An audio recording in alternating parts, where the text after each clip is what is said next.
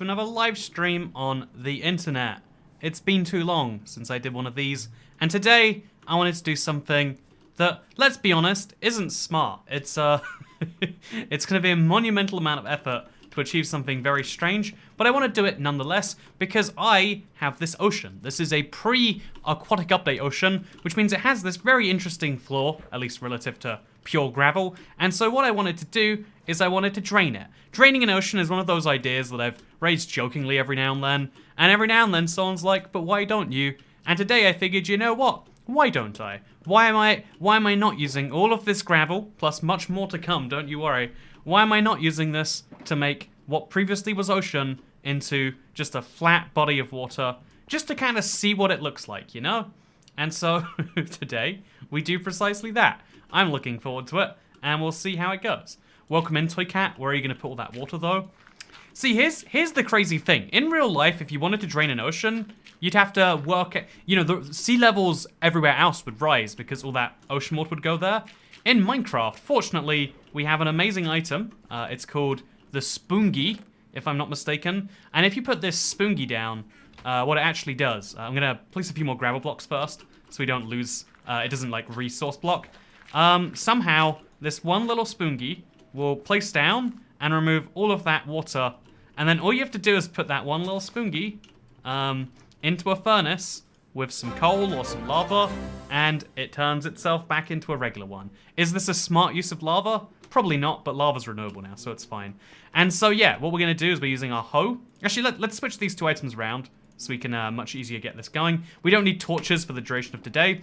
We just need gravel and we need sponges. Actually, let's put the gravel there too. I think that's good inventory management for the next few hours. Should we strap ourselves in? I think we should. Also, thank you Logan555YT for becoming a channel member. So even though we have these spoongies going on here, we can actually, for a single source block, we'll just place a gravel block down. And so yeah, the reason we're using gravel for this kind of like wool process that we're doing right here is because, you know, I'll explain right, you know, actually you'll see later, but it's a very easy block to get rid of when you're done with it. And we're gonna be using a lot of gravel. Honestly, this is Toycat finally has to admit the gravel has one use in Minecraft, and it's fine. And yeah, Spoongie, says Myra. Yeah, that's exactly how it's pronounced. Spoongies. But yeah, I'm very excited. This is a little bit of a you know, basic live stream compared to normal. I finally got my stream set up back, but everything's gonna be a little bit different. But that's fine. I think sometimes like having fancy everything going on is great, but sometimes, especially after it's been a long time away, it's great to just have a conversation and catch up. Let's talk and let's play some Minecraft, you know? You can play something in the background if you really want to, or you can watch me as I do this beautiful little task. Because here's the great thing. The closer we are to shore, the easier this actually is to do. All we have to do right here, as you can see, with just a few spoongies, literally this many. Actually, one sponge, oh, what did I say there? I mispronounced it. That's embarrassing. Let's hope that mispronunciation doesn't come back. But yeah, just 4 little spoongies allows us to get right back here, and then we never right hoe them up, because fun fact, the hoe is the correct tool for wet spoongies. And there we go. We slowly convert those into more of the dry ones. It's great. What is the tiny speck to the right of the totem? I think you're imagining it. There's definitely nothing there. I think your screen might be dirty, maybe? That's always one of those things that annoyed me when people have those profile pictures with little bugs on them. And I never want to admit that they annoy me, because then that'd be proving, you know, their point correctly or whatever. But it's always like, ah, oh, you got me good there. You know, like when something's annoying, you don't admit that it's got you, you know, because then you're giving them validation. I thought about this a lot, actually. Like, you know, why do people do bad things to people they like? Is an interesting thought equation, because the opposite of hate is often, you know, the opposite of love is often thought to be hate. But I disagree with that notion. I think that when you dislike someone, it's a very different, you know, like the exact opposite of love would be entire neutrality, right? Hatred is like a weird way of like expressing your desire for attention almost, I feel like. And that's why so many people leave hate comments under YouTube videos, because they know, some part of them knows that's like a way to get through to a brain or express some thought or whatever it is. And so it's really interesting when it's really interesting that people would be so negative, right? Would be so but I really do think we have this like instilled desire. Also, I thought there was a wandering trader here. I keep the llamas around just in case one day they become useful. I really don't think they ever will. I feel like Wandering Traders are one of those things that just sits around useless forever. But we'll find out. But yeah, I feel like we try to get these reactions from people sometimes. And that's like, I guess, normal enough, you know? It's, you know, like the boy who cried wolf, right? Is it the boy who cried wolf? I think that's the name of the story. Everyone knows it, like, there's a boy and he says, oh, there's a wolf. And so the whole town mobilizes and goes to look for the wolf. And they don't find it. And so then he says there's a wolf, and the whole town mobilizes, and he's like, haha, made it up, got you. And then the third time, there actually is a wolf, and the boy's like, there's a wolf. And everyone's like, we've had enough of your game. And he's like, no, for real. And they're like, you can't trick us this time. And then the wolf eats the boy or something like that. I always, you know, the moral of that story is meant to be like, oh yeah, if you lie to people, eventually they won't believe you. And there's definitely some truth that brings in that. But I also think it's interesting that, like, yeah, why would the boy lie? Why would the boy cry wolf? And it's like, well, when you cry, you know, everyone has this reaction to what you're saying. And there's almost like this like human innate desire. One of the reasons Minecraft is so great is because of this. It satisfies this great desire to, it satisfies this wonderful desire to, you know, to be able to have an impact on things. There is like right now, me placing these spoongies down is having an undeniable impact on the world, making it a slightly drier place. And by the way, the thing we're doing is, we'll leave those down there. If you place a torch underneath some gravel, just like this, you gotta do it just the right moment. On Bedrock, it's really hard to nail the moment, but there you can see, it all goes down in one little column, and so now we have a way to get in and out of the ocean. This is good progress for our first day in Minecraft. By the way, do not name any of your pets yogurt, thanks. You know, why shouldn't I name a pet yogurt? Also, yeah, this is my microphone. I was gonna put it more in shot, but it's kind of distracting. So I tried to put it all the way out, but it swung the tiny... Yeah, like it... Oh, it's because my light's there, it keeps pushing my microphone in. I'm sorry, you know... So I just put it higher up, maybe? No, it's there too. Lower down? Whatever, you know... Imagine this however you want to imagine this. You know, imagine anything in life the way you want to. Also, what is that llama chasing? Do you see that? There's like a llama who's on like a mission to do something. What is Chat, what do you reckon is down here? He's telling me something. He's gotta be, right? Oh, it's a wolf. Interesting. I wonder how that even happens. Well, you know, that's their problem, not my problem. My biggest problem today is, look at this. I have a red bed to sleep in. Sorry, that's the opposite of a problem. That's just the correct way to be sleeping. So yeah, my notifications for tips today are gonna be a little bit different. But again, we're going back to basics. Tip if you want. Oh, boom boom, papa, yeah, boom boom, pa. You know, I think it does text to speech, but I can't hear it. So thank you. Is that the first tip back to? Well, you know what? You know, I appreciate it anyway. See, right? That's you. Yeah, either that person just loves those noises, you know, maybe they don't have full mental facilities and that's what's going on, or maybe they wanted the reaction of just, I'm doing something very weird. Honestly, I thought about it for a while, and like, being weird as a whole, I think is a concept that exists basically exclusively for the purpose of like getting attention, right? And you know, I say that as, I never really like to admit it, but I think I was a weirder than average person. When I was in school, and you know, I probably am a weirder than you know, like I'm probably weird now too, right? I think people who are artists are weird objectively too, and it's an interesting thing to think about and dive into and all that stuff. Mine tax have been paid, sir.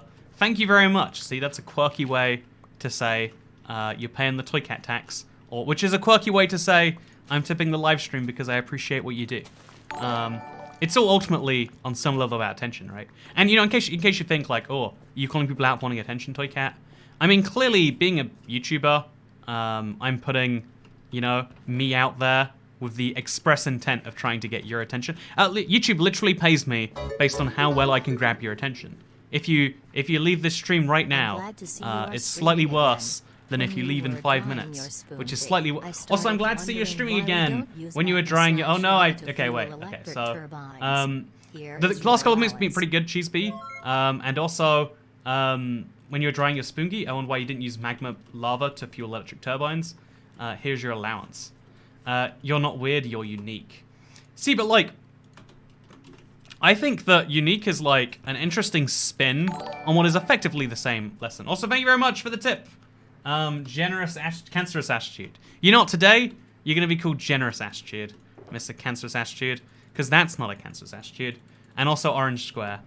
I should just get a physical orange square, right? Just put it right back here, slap that bad boy on there. It's a good idea. By the way, I'm making pretty good progress on this ocean draining, right? I'm surprised by how well it's going, at least. See, I'm gonna start pushing outwards before I start pushing sideways, because these little bits right here are so much fun to do. Whereas placing placing it this way is harder. IRL orange square, right? You'd be mind blown. You just wouldn't know. Unique is just weird with extra steps, says the worst luck. Yeah, I really am inclined to think that way. I really am like off the belief that that's like what you're saying, because you know for instance, like okay, what's an example where most people agree? Okay, you know, attractiveness, right? As the way humans rate other humans based on their innate desires to recreate other humans with that human, despite not seeing it that way. That's where it comes from, right? So like, you know, there are different ways to be attractive, but also it's like, yeah, but when you go off the beaten path of like, you know, what's the stereotypical guy way? Like have muscles. Stereotypical girl ways have like long blonde hair and whatever other physical attributes. And it's like, yeah, people like those people, and people will even find that better than the generic one. But the fact that the generic one exists proves that that's the standard from which you are deviating. You know? You get me? Does that make any sense? Was that a bad example? Human attractiveness is a weird one, right? Because it's so subjective and down to the person. And people think that they're like, see, people think that they're special and unique in how they desire people, but really it's like, no. You've got like one of 5 preference sets. and that's how you decide everything. Optimism and a good smile is attractive. See that? Yeah, that right. Like that might sound quirky, but really that's just saying, you know, I like people who are, you know, fun to be around. You know, like imagine you're optimistic and you have a good smile, but you're like, I'm optimistic. The world's gonna end, but I mean, that's not optimistic. Is it optimistic to say the world's gonna end, but I'm not gonna be involved in the fire? Wait, I'm optimistic because I'm a, you know, let's make up a really bad type of person to be. I believe that man in 1945, sorry, 1939 to 1945. I don't know what happened to him in 1945. I think he's okay. Also, what happens when they add Big Sam to Java, says Bulbul Productions? We start playing Java, obviously. It's the only logical remaining option left. Sweet tip train. I agree. It's very nice to see. Thank you. But it's like, you know, I'm really optimistic because I think that 1939 to 1945 man is making a comeback, and it's like, well, I mean, he does smile good, and he's very passionate. You know, he loves what he does. And so yeah, I don't know. Whereas when you take the stereotypical attractive traits, it's like, well, she did, you know, light my dog on fire, but you know, she's pretty. And that's like a genuine way of, you know, when I was in Houston, Texas, there was a guy who, I was in a Carbon Uber driver. The guy showed me like it might have been a framed photo of his girlfriend. It probably wasn't framed, it was probably just a little picture. But he was like, yeah, she's a model, man. You know, like, and he was like proud of like paying for her stuff. Because he's like, yeah, well, I mean, sure, she's a bit of a nightmare sometimes. But like, yeah, you see this picture I get to show to my Uber driver passengers? You know, in a way, him taking me places was a way to fund the lifestyle of her, you know. And don't forget the 1939 man was great at art. Yeah, he would have been so optimistic himself. He would have been a very unique man. He was weird, right? You know, that was not the mainstream belief at the time that he made it a mainstream belief, or like he stoked opinions and made them mainstream belief. But like, you wouldn't be like, yeah, you know, Toycat doing his thing. The totem's trying so hard to boop the mic. Yeah, they almost touch. It's beautiful. If I just move my my ring light a little bit, and then I can move this. There we go. If it moves back in, then that's just oh, the microphone's way too far to the side. If it moves back in, that's just a sign that's how it's meant to be. Someone say that there is an axolotl on the stream. Where's the axolotl? I want to see it. I want to see an axolotl. Because this is an old ocean, I genuinely don't know if it even can spawn things in. That's why I think it's a... I mean, it must be an ocean because it's got drowned. Although I don't think drowns need ocean. They just spawn in any body of water. By the way, in case you're curious as to how I get more gravel when it runs out, it's called pick block. If you play Java, you know about it. If you play mouse and keyboard on Bedrock, you know about it. But you press a key or a button, or... on phones, I don't think you can do it, actually. But it's the middle click by default on a mouse and keyboard. You have to assign it yourself in the settings on a controller. And then you can just take a block from your inventory. And so, yeah, that's how it works. Every now and then, someone just assumes, like, why are you playing creative, man? And it would be funny to, like, play in creative, but then, like, just swim in an ocean for hours on end, placing gravel down right. You've got to admit, it would be funny. I learned pick block from you. ibxtoycat, listen, I need your thoughts on cold tomato soup. I've been intending to make cold tomato... Honestly, cold tomato soup is basically, there's a cocktail. It's called the spicy tomato. I don't know what it's called. The one people drink in the morning. If you drink just the tomato juice without the vodka, I'm assuming they put in it. It is just cold tomato soup. It is pretty delicious. I've had it before flights before. As like I'm gonna take a snack on a flight with me. Cold tomato soup is as good as any. And there is definitely a value to it. There is a unique set of tastes and flavors that you can only get with cold tomato soup. I heard that as cold tomato soup, says Ezra. What was in the obsidian cocktail? If you Google Minecraft obsidian cocktail, you'll find it. It looks so good in the pictures, but it looked terrible in real life. It was a mistake to know. Yeah, these videos are ASMR. Yeah, some people do listen to them that way. It's like, you know, I'm just gonna calm out and do the thing. Or like, you know, I heard someone be like, I do art while I listen to them. It's, I know, it's an interesting, like, double-edged sword. Like, wow, that's so complimentary on the one hand. But on the other hand, it's like... Also, I need to do these when there's not water behind me. Okay, there isn't. We're great. Like, on the one hand, it is, like, slightly complimentary. On the other hand, it's like, you know? Is this not important enough to watch for your own eyes? See, and that's me being craving some attention, you know? Like, ooh, give me all of your attention. I don't just want some of it. I want all of your attention. And that, you know, like, if you think about when you're telling someone a story and you notice they kind of zone out and you're like, that's because you want all of someone's attention. The water you're draining is 9 years old, says Harrison Gray. Yeah, that's a pretty crazy way to put it, right? This is water that generated 9 and a bit years ago now. Wait. Yeah, 9... Very close to... No, wait, just under 9 years. Almost 9 years ago now, this water spawned in. And all these years later, I'm like, you know what? Your services aren't required anymore, water block. And it's very interesting. I actually watch most of the time, but your streams are great for listening as well, says Mr. Owl. Thank you. Also, that's some dodgy water. Every single part. I really do think that, you know, like, desire for attention is kind of innate in everyone. It's just it's more pronounced in maybe people who get it less frequently, or like, you know? Because it's hard to... Also, that was the wrong way out of this. So let's place some more spoongies. Running very low on these spoongies now, but it's fine. And let's go to bed. I probably should... You know what? The furnace has been running this whole time. Oh, it stopped running. How nice. And it's been kind of wasted, right? What's your opinion on living on Mars, says Doomy Games? Living on Mars is like a really fun dream for humanity. I think it's really far away. I know we always talk about like, oh, but it's like just this number of years away. I think humans have this problem. It's pretty innate. I hope that if something isn't being done in the next, what like, are you drinking? I don't know, soon, we just kind of push it off till, you know, never, basically. I think it's a pretty fundamental problem. And so that's why we have to seem like we're going to space in the next couple years. Because if we don't, people are like, okay, and then they lose interest. But it's like, we need that interest to, like, secure funding for it. You know, people don't fund things that are going to happen in 50 years. Because they're not going to be alive to enjoy the results. But you think about it as, like, a sign of something much more tragic. But we won't think about that too much for now.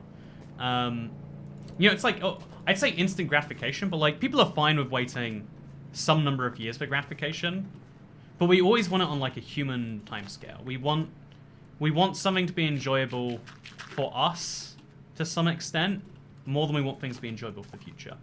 One of the hardest things is like planting seeds in a garden that you don't get to see is you know, like planting trees, planting trees that you never intend to live under the shade of, you know, letting future generations do that. It's one of those little challenges. That busted song about the year 3000 living underwater. I mean, I am gonna have a beautiful house down here soon. It's a matter of time. So, just to recap, we're now 20 minutes in. That's 2 Minecraft days. I think we've made pretty good progress. What do you reckon, chat? Quality Hamilton references. Thank you, Michaela. That's a fun way of spelling your name, and by fun I mean terrible. I mean, yeah, fun and see, right? That's a weird way to spell Michaela. I could say, you know, could I not? I could, in fact. Oh god, these gravel piles, it's like a maze to walk through. Let's actually get rid of a ton of these. Oh, chat said, like, I think I read a comment that said that you can't get flint when you use torches to break these, but I have got proof to the contrary. So I guess I should use my silk touch shovel, which defeats the point of me using gravel to begin with, doesn't it? Kind of. Whatever, you know, I'll use torches. I'm too lazy for this. But you know, now I know that torches are worse than that. I think on Java you can't get flints as a loser. One of the most interesting things about being a Bedrock YouTuber is people telling you something with 100% certainty and then realizing, oh, sorry, wrong version of Minecraft. Like, you know, like, people in real life are wrong on enough of a basis, you know? Like, what's something I've been wrong about recently? I mean, so much. You know, who knows anything about anything these days? But, you know, I've been wrong about things in the past, in the present. But, like, you know, like, people are wrong on not that high of a level. But when there's a confusion as big as the Bedrock Java thing, like, the worst thing is when you're absolutely sure that you can't be wrong. That's when people make the worst mistakes. That's when people make the biggest mess-ups. Will Bedrock and Java ever have 100% parity? Basically, no. Like, even since the days where they've said parity is one of our highest priorities, they've continued to add features that are not even, you know, beginning to make parity a thing. Whenever I say parity too much, it's like I'm saying, like, it's a parrot. Polly. What do you miss the most while on a stream break, says Dasher? Honestly, the weirdest thing is, like, sometimes it's fun just like, let's play Minecraft late into the night. Let's do a thing and talk. I miss these conversations in my own way. I think they're 2 different languages, so it's impossible to make them the same. Yeah, but you can emulate things from different languages pretty well, I would say. Like, some features are harder and easier and require more skill or less skill. You know, there's very few features that you can say definitely can't be done. Like, for instance, Java has 64-bit integer support for their seeds, whereas Bedrock only has 32-bit. But you just have to, I think it's an emulator is what you call it. But like, they run the code on something else, then bring it back to Bedrock. Ooh, it looks like I made a different size shape here. I'll just repeat it further on this way, and it'll be great. What makes Java and Bedrock different? Like the way they code it, the land generation. Yeah, they're programmed in entirely different languages because Java is only for Windows, Mac, and Linux, whereas Bedrock is for every device under the sun. Sounds like I'm exaggerating, I'm sure, but I promise you I'm not. Every device under the sun. Is your device under the sun right now? Take it out. It's too hot, and then try and run Minecraft on it, and you'll see that it is in fact a device under the sun. Even despite the difference in language, Bedrock clearly has much different base code. Like the entire way the game operates is different. I wish I could watch more. Yeah, the fundamental underpinning is very different. It should go without saying, I think. And he uses gravel law. Java 1.12 is the parity update. Hey, thank you for the tip. I can't see it because my setup is terrible right now. Thank you, Ali Ashay. Oh, it's good to see you. It's been a while. Honestly, it's been a while since I've seen anyone, right? I mean, I guess I don't see anyone because of the nature of streams. But like, yeah, it's been a wild time. It's been a good little breakaway. I'm indoors. There's also a heat advisory here. Says Broken Shadow. Sucks to be you. It is the perfect temperature here in sunny old England. I mean, I lie when I say that. I mean, it's close enough to this perfect temperature. Oh god, what did I just do? See, that's not a thing you get on Java. That is a bedrock. See, the bugs, like, that's another thing. Even when you get the 2 versions to be perfect, which takes a lot of, you know, like skilled coding and emulation and doing all sorts of things that I don't even understand, honestly. Even once you get to that point, every new version that they add, they have to then add perfectly between the 2 versions. And then even once you start doing that, you've got you know, Minecraft has bugs. This is a impossible to remove fact. Minecraft just has a ton of bugs in it. And so you can never really bridge that divide. Also running through a glass block. Do you not run through glass blocks? I think you're lying to me if you say you aren't. Where I am, it's burning. You not? Have you considered that you're in the wrong place? You ever considered going somewhere where it doesn't burn? Yeah, I'm gonna go ahead and drain this wall right here, all the way. Get that gravel back nice and good.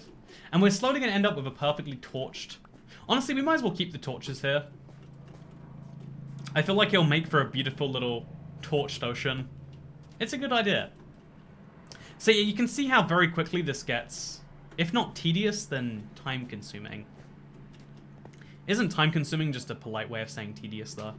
When you really get down to it, it basically is, right? That's the way I see it, at least. So yeah, in case you're curious, I've been moving house while also doing like all the renovations on a house, while also trying to like keep up with a video most days.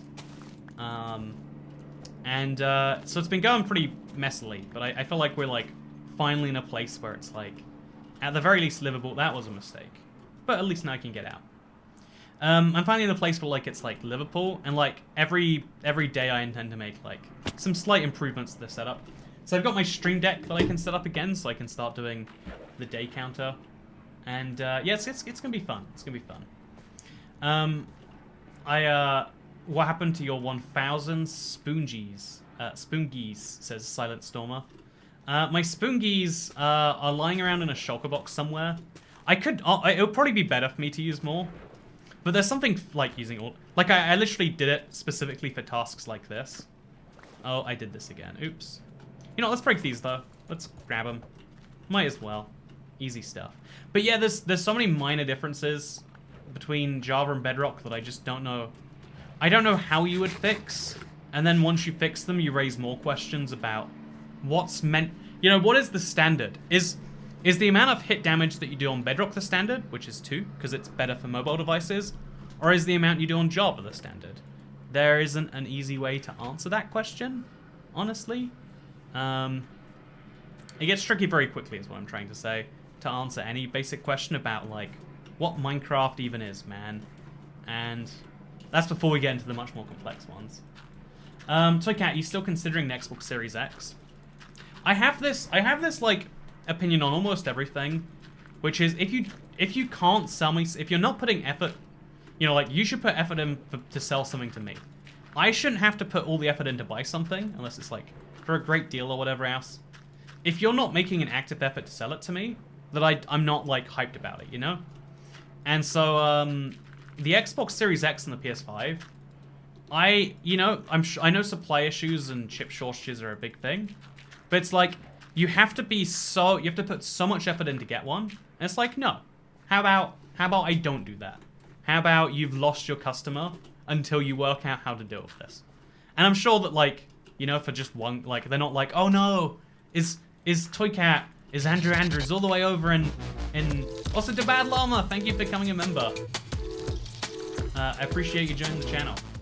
So you're saying door vendors are the best? Okay, I'm saying, okay, that's terrible too, because it's like, you're invading my little home space. I'm saying that, like, I actually appreciate marketing in non-invasive senses. Like, seeing a little tube ad on the train, that's what I'm saying there. Seeing a billboard as you're going somewhere, you know, like, I like those forms of advertising. Even like a podcast ad or something, like, sure, go for it. I find that, like, I want it to just be like, hey, here's a thing you need, here's why you need it, you're our customer, we need you, come buy our thing, it's available right now. You know? Make it clear. I guess this is the internet doing this to me. Like, everything on the internet is available right now always, or it's not. If I say, come watch my live stream in 3 days, 89% of you, I'm underestimating that, 98% of you will just be like, yeah, sure, and you'll forget about it 20 minutes later. I found this bottle of Coke Zero in my fridge. I have no idea where it came from. But, I'm trying to drink more water and teas. Is tea... You know, this is one of my favorite drinks. It's called Vit Hit. Oh, look at that, because it's green. It's green screenable. I'll put it on my calendar, says Cat Beanie. See, even though I'm actually... This is one of the sad things about how, like, involved and adult my life is recently. I've had to, you know, start putting things in a calendar. I enjoy life so much more when I don't have to-do lists and calendars and, you know, all these things keeping me down. You know, if you think about it, a calendar is just past you oppressing future you and being like, yep, I've decided what you're doing. You're mine now. And like, there's a value in that for a lot of people, but I'm bad with that. I like the freedom to choose in a given moment. As you know, choice is an illusion, so don't get me wrong, but like, as much as you can have choice, I like to have choice, is what I'm saying with that. Let's place all these spoongies down as well. Hold up, there's like 12 people watching. Isn't that like twice as much as normal? Oh, that's exciting. I don't have the viewer numbers right now because I'm doing all single screen. And like, I'm trying to like focus on them less. You know, there's all sorts of things that like, you know, are good habits, but you don't do. And one of the cool things about taking a break is you can like do a reset on those sorts of things. So again, I've started doing to-do lists because it's impossible to start one day, but if you're starting from day one, it's very possible. Honestly, doing day one for a ton of things, like starting again, is just it's a fun way to do most things, damn it. It's it's very hard. Are there spoongies in here? There's not. Are there spoongies over here? There is a few. Nope, that's one. I'll take it, I guess. But yeah, that's something I've been learning recently, is like the value of a reset. Like, everyone knows the value of a reset, but like every now and then you get like an opportunity to be like, ah, it really is. Yeah, I'm gonna go grab sponges. I had to unsubscribe and resubscribe because people who subscribed or watching a video made for kids aren't allowed to chat, says Diego does stuff. Is that true? I don't have a single video on my channel that's, because every video you upload on YouTube, you have to label as for kids or not for kids. I don't have a single video that's labeled for kids. So that's really interesting. Like, YouTube has a kids app that I've heard some of my videos make it into. I have no idea why or how. So that's really interesting to me. So, no way you're actually, no, oh wait, oh, that's something else. So, I think you're still making a joke about someone saying they're my biggest fan. You know, if you're my biggest fan, send pictures. I don't think that's possible. I've seen some very big fans. Is this the largest fan I've... See, that actually would be mean. You know what? I could be joking right now. I don't think I've ever met a very large fan, actually. Yeah, that's interesting. You know, one day, I'm sure, there's a first time for everything, am I right? Am I right? I am right. That's the answer. Do a reaction to YouTube Kids. I don't know who that would benefit. By the way, look at this. Do you want to know which version of Minecraft we're playing? Oh, is that a chunky salmon? I know which version of Minecraft I'm playing. Yeah. You better believe it. You better believe it. Oh, that's a cooked salmon for me. To go my lovely raw salmon. Yeah, I'm gonna go get more spoongies. I think I need them. All things considered. I don't know why there's still water in this one. We'll just swim for it for now. And then we'll drain all of this wall down. Yeah, I think it's only the block we break with our fist to place the torch that has a chance of dropping flint, by the way.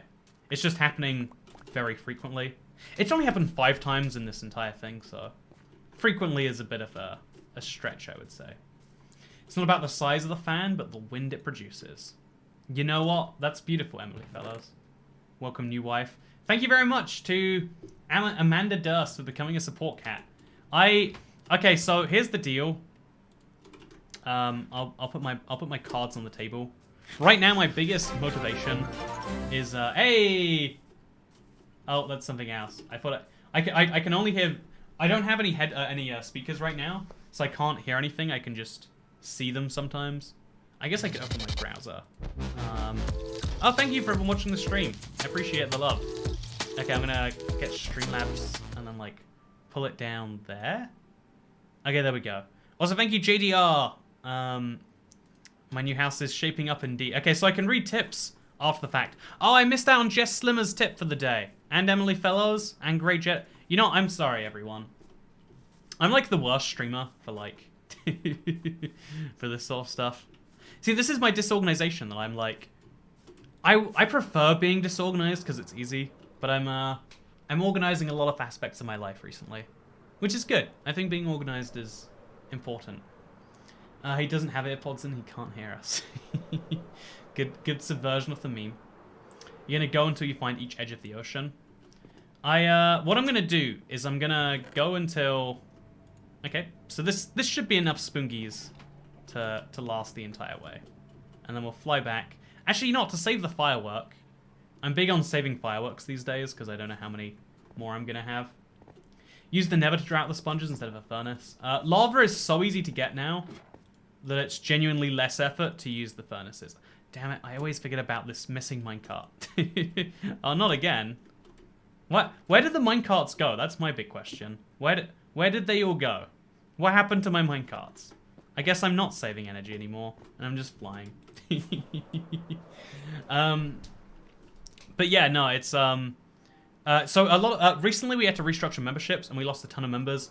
We're still, I think we're about 30 members away from the threshold where the amount of money breaks even to where it was before, and so that's like my big laser focused target. In fact, I haven't got a camera for it yet, but I've got something very exciting lined up soon. Can you read these, internet? Can you read these? Like if I was to, oh, you can't see. Like what I've got is I've got a, and then it lands on something. Give advice. So I'm gonna give you all some advice right now. Again, it's coming soon. We've got lots of fun things. I love watching your build projects. Always enjoy seeing the outcome. Thank you so much, Robin Presley. And Robin Presley, I'll spin the wheel just for you for today. Yeah, having a green section of that wheel wasn't smart. I might have to like red it up or something. Yeah, honestly, my green screen is too aggressive. That's the lesson I'm learning today. See, I've got myself 1,000 sponges. I think this is actually what, 12 by 64. 7. This is just under 1,000. But we'll use it regardless. And that way we can place more gravel before having to go back to spoongies. Aggressively green. What makes you good at Minecraft is your dedication. I don't think I'm good at Minecraft, right? I just do things that are probably above and beyond what you'd expect. Also, Cassie Kaiser, congrats on being a diamond cat. I was hoping to have a plush merch item was ready with my money, but this seems really cool too. Yeah, I want to do fun things that make people go, ooh. You know? It's, I think that's a fair explanation of what I want. I like interesting things. If things aren't interesting, how are you meant to get down with them, you know? Also, I didn't realize how much deeper the ocean gets. So life gets so much harder from here on out, because we have to go all the way down. How many days has your world been on? Oh, this is something I should reveal. Actually, you know, Harrison, here's a great idea for my 9-year anniversary world tour. I should reveal the amount of time that Minecraft's like, because Minecraft will tell you what day you're on if you go into creative. So I should load up a creative copy of the world to show you how long it's been on. It's insane. It's too long. Also, yes, I am clinically I mean, not actually. Yeah, I think that's a cool idea, personally. My guess is 35,000. Did you get all the spoongies? Yeah, I've got enough spoongies now to last me a long time, to say the least. What are the pistons on the furnaces for? Ah, you just don't understand the genius that is those pistons on furnaces. Yeah, you don't understand it. Prize for the closest guest winner. Oh, that's an even better idea. Yeah, that's great, Harrison. Wait, do you want to see? Kind of like someone theorized earlier.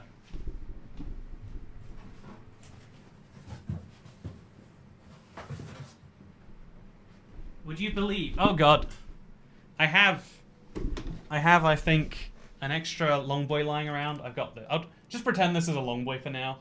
Look how long he is. I've got some long boys in a box somewhere. I'm saving for something special. Because they literally won't make those long boys ever again. We could make a different long boy if we really wanted to. Who knows when or what the occasion would be. But that long boy model is in fact just like that. So Kat, have you ever been to China? And will we get a North Korea vlog? I have been to China actually. I've been to Hong Kong, to Taiwan and Macau for like a little bit each. And then I spent an evening in Shanghai. I had a really funny interaction with the border agents in China, actually. Like, they were really confused by... Oh, I can't tell this story about doxing myself. But it was a really silly name, like, next to the sea. And they're like, why is... I'm gonna do, like, an African voice to explain a Chinese woman. Why is next to the sea? And I was like... Also, I hope Toycat drains the ocean, then builds an ocean-sized aquarium on top of it. Maybe tinted glass for axolotls and glow squids. That is such a good idea. Wait, wouldn't it be a better idea if I, imagine this, right? Imagine that I put a giant light blue glass screen on top of this to, like, simulate an ocean. That'd be fun. That'd be a lot of fun. Like, it's a terrible idea, but I mean, it would be fun. You can't tell me it wouldn't. Yeah, it's good to see you, by the way, Michelle Owo. See what I mean? Like, it warms my heart to see so many names I recognize from before here again. Because like the boy who cried wolf, you know, and his desire for attention, which is what the story is really about. Also, tell YouTube to add the Joy button to iOS mobile app. It's a problem. So there's a link in the description. No, there's not. There's a link in the description of most of my videos, just not this one because I'm done. Where you can actually, you know, do it anyway. The reason they don't put it on the iOS app is because if you do it on the iOS app, 30% of your subscription forever. Every single month you subscribe to a channel goes to Apple instead of to Google and then the creator. And I think, honestly, that annoys me. Okay, there are lawsuits going on in California right now to prove this one. I don't know if they'll go well, but I want to see Apple under pressure at least. Because Apple takes a 30% cut of any transaction you make in the App Store. You know, are you paying for, you know, something? No, you're paying Apple a 30% sales tax. You know, imagine if they actually told you, oh yeah, this item's $7, and then they sneakily added 30% on. No, they steal 30% from the developer, which is fine if, like, whatever, who cares about those things. But that means they take 30% off the money that you try and tip me, right? Apple are thieves. Right, I mean, like, I know it's being dramatic to call them thieves, but I really do believe it. I really do believe that's not their money that they're trying to take a cut of. And they're only taking it because they can... You know, like, there's an interesting thing about use of force in the market world. Because it's like, yeah, well, you know, you're the big company. But, like, that's why we generally have, you know, like, monopoly regulations. You can't use the position as being the only provider in the market to dictate unfair terms. And Apple is the only provider of apps on iOS, unless you jailbreak your phone, which officially you're not meant to do, by the way. And so, according to Apple's way you would use an iPhone, you have to pay Apple 30% every time you buy anything. And it's kind of insane to me. I know, there's like... principles of fairness, right? Is like, you have to give people alternatives. If you don't get to be a monopoly. You have to be like, yep, here are your alternatives. If you sell a product and there's not another product like you, things go messy. Like, this is, you know, people have problems with, like, I think it's like, what, drug pricing in the United States? It actually comes from the same thing. It's like, well, you need this drug to save your life. You need this thing or you will die. And the value people place on their own life is next to infinite. Also, thank you, Crocodile, by the way. Oh, sorry. Thank you, Kyle. And thank you, Amanda. It's good to see you, Amanda. Is this Mandarie or is this a different Amanda? You know, I don't know for sure. Without the names, it's been too long. Apple is a scam. They. Oh, where's that go? Also, it's good to see you, McBella. See, it's all the old names back in one place. Got the gang back together, you could say. ibxtoycat, did chips come from the sun? Did chips come from the sun? Yes, is the only logical answer. This is why I don't buy Apple. There's an interesting thing about power, right? Is that with great power comes great responsibility. Pretty sure that's a Martin Luther King quote. And someone's gonna watch this YouTube video 3 years from now, not understand that joke, and be like, "Oh, Toycat, you're dumb." It's good to have you back. Thank you. It's good to have me back too. It's good to have me back as well. It's been too long, right? It's been too long. This is the interesting thing about the parasocial relationship. It really does work on both sides. I'm like, oh, I miss this somewhat. You know? Like, Apple are also very anti-repair. Yeah, that's a big problem they have as well. They don't like the idea of you fixing your device. It's the same monopoly practice. Like, being the only provider for something creates big problems because you can then sell it to people for whatever you want, and they can't find alternatives. The entire principle behind the free market, you know, like even the most staunch anti-capitalist person in the world, you know, like, oh, I stubbed my toe and so capitalism is to blame sort of person, have a good night. would say, also Jess Slimmer, it's been too long, have a good night. Oh, thank you. I'm so sorry I missed your tip originally. I don't have noises, so I've moved around my screen so I can see it a little bit. But no, thank you so much. Oh, do you want to see something? Can you see it actually? I guess you probably can't. But there's like a screen over here. See, imagine that I'm not pointing to a gravel block right now. I might put something on. No, if it's over there, that's a dumb place. Whatever. I'm working on a lot of things. Hey, that's an axolotl. I did not see an axolotl. Not a brown one, that's for sure.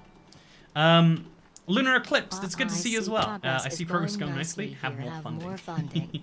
Thank you. It's been the most expensive month of my life. Like every day, someone comes round, and if I'm lucky, they're like, "Ooh, this was only 100 and something pounds." And I'm like, "Oh wow, how cheap." Like there are a couple of 5-digit. There's like 3 5-digit purchases I have to make in the next 6 months or so, and each of them is like, ooh, yeah, don't have any idea how that's gonna work, huh? Toycat, do you have British teeth? You better believe I do. I mean, wait, actually, do you want to see my smile? Does it look fine? It looks fine on camera, I bet. If you look, do you want to inside look at Toycat's mouth? Better believe.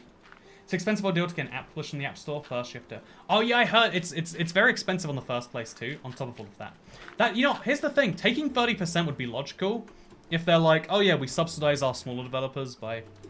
But it's like, they make it so expensive to develop in the first place that it's like, that argument's not going to work when you make people go through all of this effort. Past month's been expensive for me, too. I just financed my first vehicle. Hey, congratulations, Dazed and Confused Sean. Scene. I have British teeth. I'm not even British. I think most of the world has I think the United States has a very good dental system, but if you admitted it was good, you'd be admitting a lot of things that you don't want to admit if you're an American. And so what you say instead is, oh, it's just British people who have bad teeth. That's what it is. It's not, we don't have it good. They have it bad. That's like an interesting, because you see it a lot in certain systems, like if you like the United States as a country, you have to then like other things, which people aren't very down with. And so it's much easier to instead be like, no, I don't like those things, because it's not that we're good, everyone else is bad. And whereas the opposite is true, where people who are predisposed to like the United States are like, yeah, well, the reason we have such a high obesity rate is because, it's good. Gun deaths are a good thing when you think about it. And teenage pregnancy, heck yeah. Or all the terrible things. Is teenage pregnancy a bad thing? There's a non-controversial one for the chat, right? Two teenagers, right? A 16-year-old and wait, what's legal in America? I think depends on the state. An 18-year-old and an 18-year-old, that should cover all the legal bases. Them having a child accidentally but decided to keep it How do you feel about that, chat? What do you think the value in that is? The amount of money that you spent on things that are not actually replacement of people.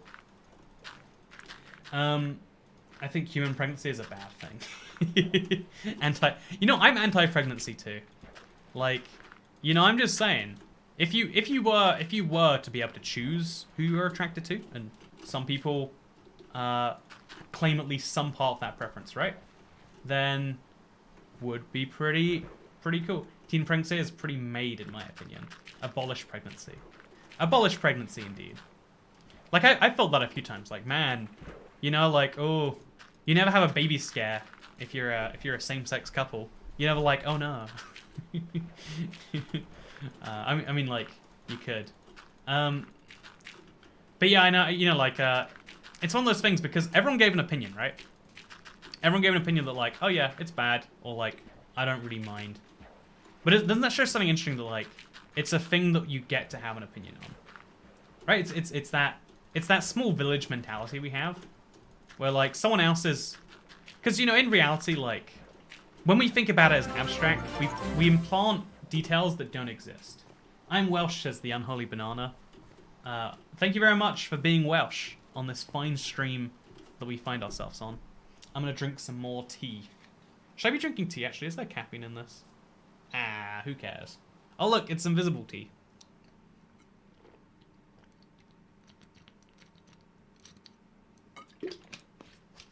I get so thirsty when I stream. I've never been able to work out why it is. Does talking make you use more water? Chat, what's the verdict on that? There's caffeine in many teas.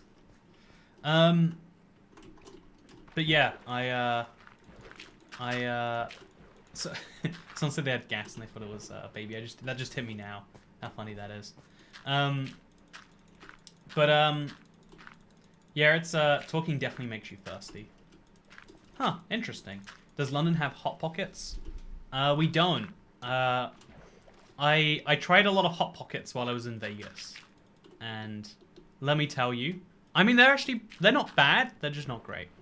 There's so many frozen snacks I want to bring back from the United States, but you can't bring back frozen things. Like, my friend Kit Kat's recommended I try toaster strudels instead of Pop-Tarts. I want to. I want to.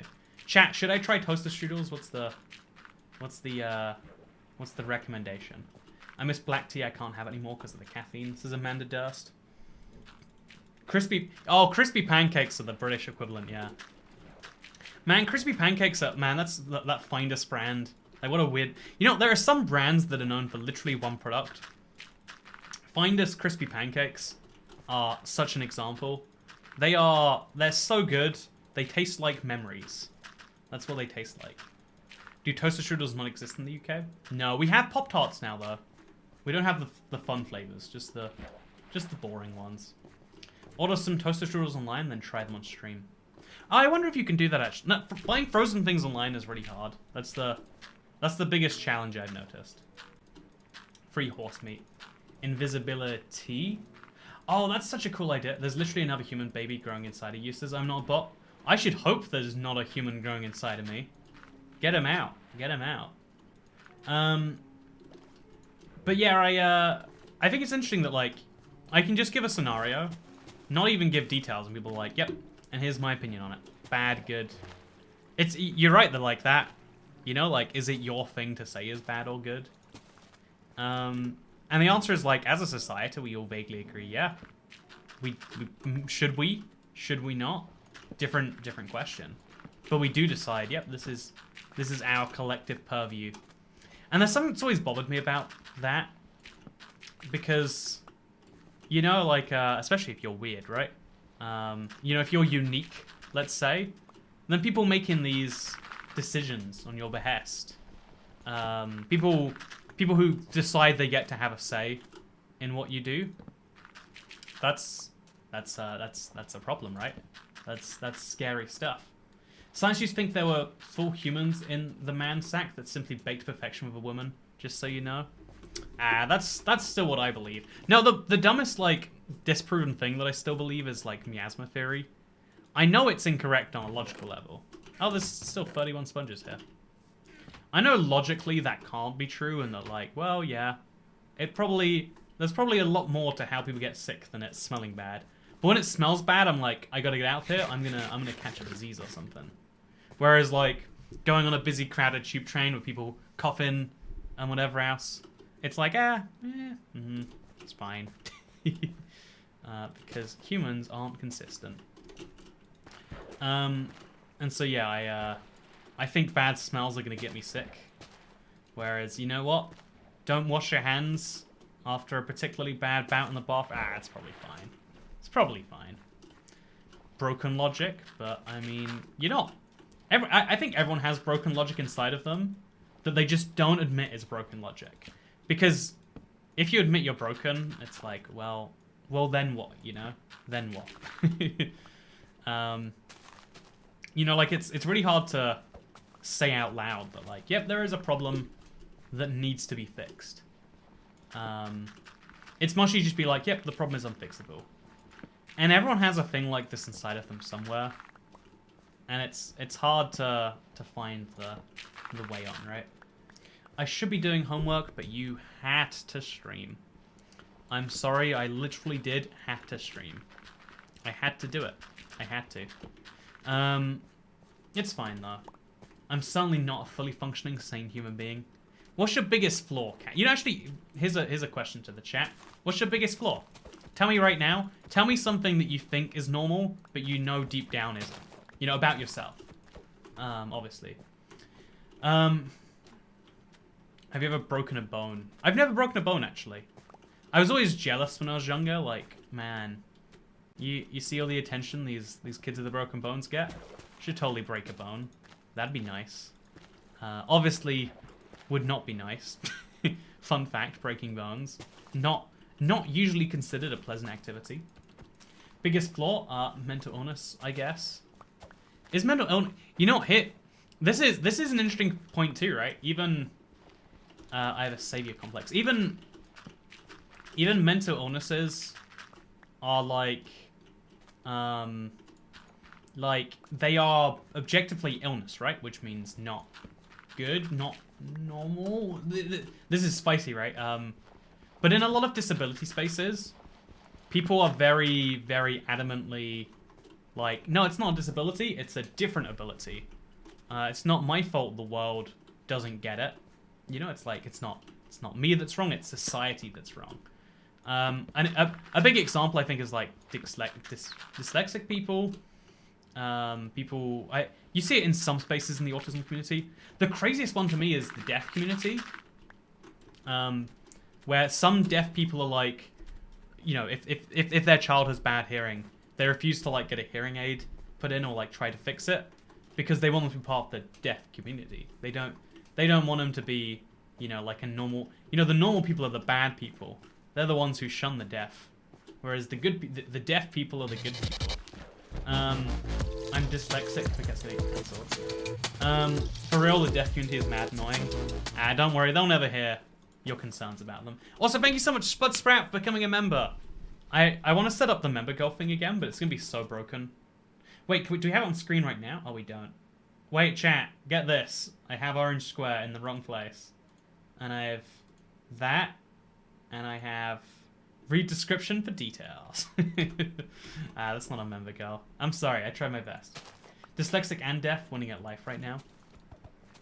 See, right, oh, yeah, you know, those are two things where it's like, they are, because it is actually definitely true that people being differently minded. Okay, wait, so something that people are always trying to push about race, right? Because they'll be like, you should force yourself not to hire people from one ethnicity if they're overrepresented in your firm. And let's be honest, we don't say from any ethnicity, we say from maybe one ethnicity.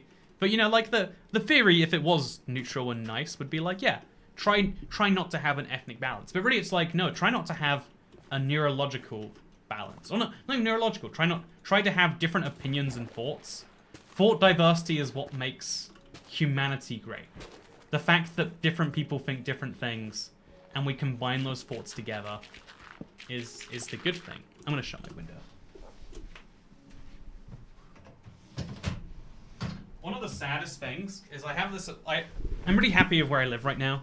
From this studio, I've got this like amazing view of London, but if I shared what the view was, I would be doxing myself, and that makes me sad. Thought diversity is awesome. Right, like you know, like I think that I think, for example, even just the way I think it I used to think it was worse. Like the way people with children, like it's like their all-consuming thing, but it's like, oh, you know, like the fact that these people think differently is if you are developing a game, a product, whatever, it's important to have. The biggest flaw is insert edgy comment here. You know what, Jack Blevins, that is disgusting. That is a very disgusting, worst feature ever. Also, you know, how are you liking the ocean so far? We're an hour in. We made some good thing. I think your thoughts on port diversity are bad and you should feel bad and everyone should think the same. I agree, Capping. Why don't you draw it? Oh no, I don't know what you mean by that. My biggest flaw is I can be angered easily. I used to think that people who had a temper were lying. It's like, oh, the reason I did the bad thing, I just have such a temper, you know? Like, I remember there was a really violent kid in my school, and it was like, sorry, bad temper. And it's like, screw you, no. That's an interesting thing about, like, accepting certain mental illnesses, right? Is, like, a lot of people will use their worst feature as an excuse to harm you. Like, oh, I'm sorry, I have anxiety, so sometimes I just ignore people I like for weeks at a time. It's nothing personal. And it's like, well, you know what? I can put, you know, like if that does hurt, it doesn't make it better that you say it's because of a, you know, like, you know, I've seen a lot of people use a lot of different things as excuses for the bad things in their life, and it's like, you know what? How about we try to be good people regardless of what's wrong with us? Sometimes it's harder. Sometimes you give up, but don't ever be like, ah, I'm absolved. It's fine. You're getting really good at this in a short time you've been doing it. You're getting the torch every time. Hey, thank you, Mr. Dunsparce. You know, it's nice. The little break in streaming has meant that there aren't people who are mad about my streams anymore. There aren't people here who hate me. It's just nice things. I hope when people self-identify as assholes, you know it. Just stop. I thought that was like a joke about. I thought that was like an off-color joke about the. What's even the word for it? Like, you know, like making a, you know, attack helicopter joke, but like, I identify as an asshole. My pronouns are hate, and I thought that was where you're going with that. Glad you weren't. But yeah, people who are like, yeah, you're not gonna like you. It's interesting because I used to think to myself, like, you know, this is terrible. No one likes you when you're like this. Why would you be? And then one of my friends that I always used to hate, I used to find him so annoying. Like he was just a dick. He's self-identified as being a donkey hole. There we go. And then he got like a, I wouldn't say pretty girlfriend, but like, you know, pretty girlfriend. Like a really nice one, I would say, actually. She was just really nice, and also like, you know, at least somewhere on the conventionally attractive scale. And I remember at one point, because she was so nice that she just tried to become friends with me, even though I was just like a tangential friend of a friend. You know, like, I don't know why. That's an interesting thing of, like, friendship to me is, like, if you befriend people you have no need to, that's a sign you value the friendship. Anyway, so, yeah, I asked her at one point, like, you know, do you know he's terrible? She's like, yeah. He annoyed me a lot when we first met, but I kind of liked that. And I was like, ah, interesting. This is there are people who explicitly like that. And I would say one of my, something I've done, you know, I don't know why I do it, but like, when I'm meeting someone, like a friend of a friend, it's fun to like, provoke them a bit, you know? Rather than playing it safe, which is what everyone else does. It's that whole being different thing. So it's like, you know what? Did that Austrian painter man go far enough? Yes or no answers only. There's a fun one for you to try and answer right now. But it's like, yeah, I'm naming like a very random example because it's like clearly off-brow humor, you know. But like, I think that being, I guess it goes back to the thought diversity thing. If, like, people assume that you are a thing, be more interesting than that thing if you can. I like play fighting too. Okay, I've still got a ton of sponges. I should start throwing my sponges in the furnace soon. I used to have a friend who would always hit me and stuff, and she'd make up excuses like, well, you didn't say sorry. I think that's such an interesting example. Like, yeah, there are guys that are like that to each other too. And it's like, no, let's just... You're just hitting people. That's all you're doing right now. Like, what are you doing there? And it's like a human innate characteristic. In fact, it's like an animal characteristic. You know, humans are an animal. You know, I have to mention this. It's been a long time, but I think about it all the time. We didn't used to think humans were animals. Like, you could still argue that humans and animals are so... You know, like, humans are a type of animal, but, like, we're clearly different, right? There's something special. We literally just didn't include ourselves in the category. Like, why would we? We are these special beings that have these special, you know, things and thoughts, etc. And then there's like, you know, like, what's the difference between a plant and an animal and a human? There's like a similar divide between all three, right? But yeah, now we don't think that. Anyway, so thought. That's end of thought. Now we don't think that. It's a good way to sum up most things when you talk about history. Well, we used to think that is the player a mob in Minecraft. See, that's the exact same... You know, I really like that, David Slamana. Good to see you, by the way.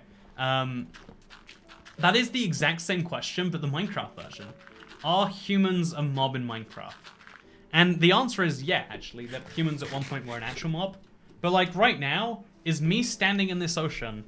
Me and this parrot clearly are different, right? I am a player character. This parrot is not a player character. It behaves to a set of... But, like, what is the actual difference between me and the parrot? I can do the same things the parrot can do, and the parrot can... Actually, the parrot can do things I can't do, and vice versa.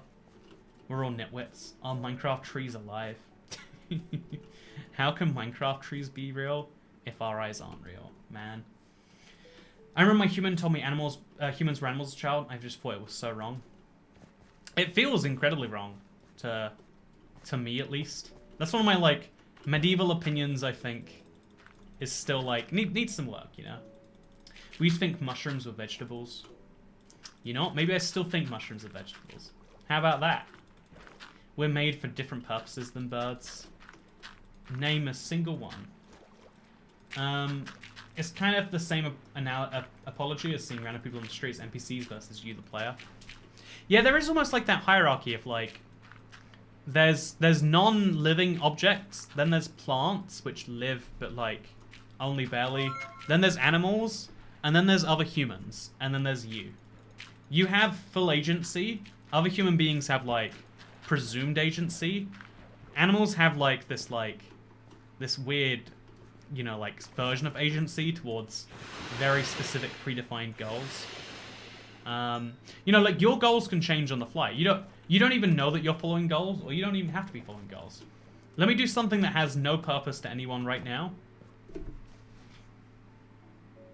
I'm gonna hold up this many fingers in a weird way. What? No one is getting benefit from this, right? There is no reason I'm doing this, but as a human, I can choose to do that. Would someone else do that? Probably not. But maybe. Would an animal do that? Definitely not. Would a plant do that? 100% not. And an inanimate object doing that? Now we're talking about a fantasy novel rather than real life. The more we use stuffy animals, the more we notice we're the same. My favorite thing about you is you take everyone's opinion into consideration, says Juki. I think that's an important human characteristic that we forget about because we prefer hating people sometimes. It's a really, like, I don't know, like, it's trying to... Sometimes different groups of humans have genuinely incompatible beliefs. Or at least they feel incompatible. And then it's like, well, you have to pick one. And so how do you pick which one? Well, you work out who's good and who's bad. And so, like, some people think we should commit a genocide in insert country here. And some people say we don't. the compromise on that is what, like half a genocide? I don't know if that's a good compromise, personally. Yeah,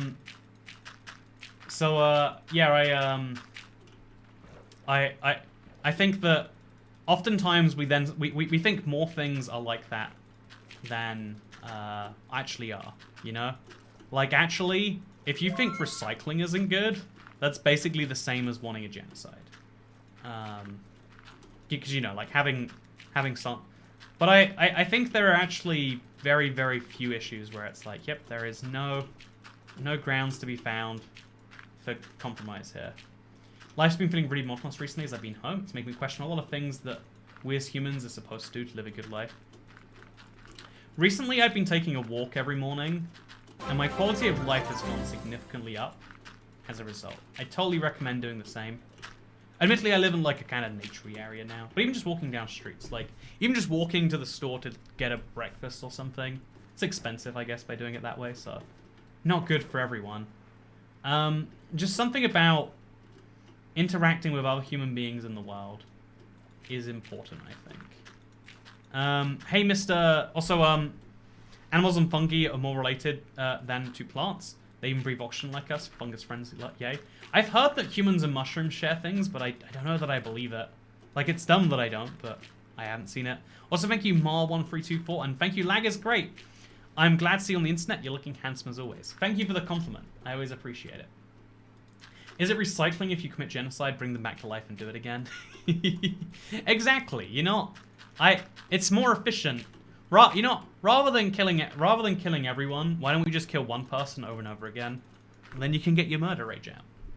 You know, okay, you know, here's the thing, right? So, as we go through time, more and more things that we see as straight up crimes, we can see as, like, issues in the mind. I don't want to name examples, because you might get spicy in some places. But, like, if you think about certain mental illnesses, especially the ones that make you not able to function in normal day society, for most of history, it'd be like, yeah, send them to the place where they can be taken away and, you know, locked. Like, basically, mental asylums for most of history have been, like, prisons for the mentally unwell. It's really horrifying. There's this book I read a little bit of. I read a little bit of a book, you know, so I'm kind of an expert on the subject. But it was about a woman in like the 1950s who got herself deliberately committed to an insane asylum, and that, so she could like report on it.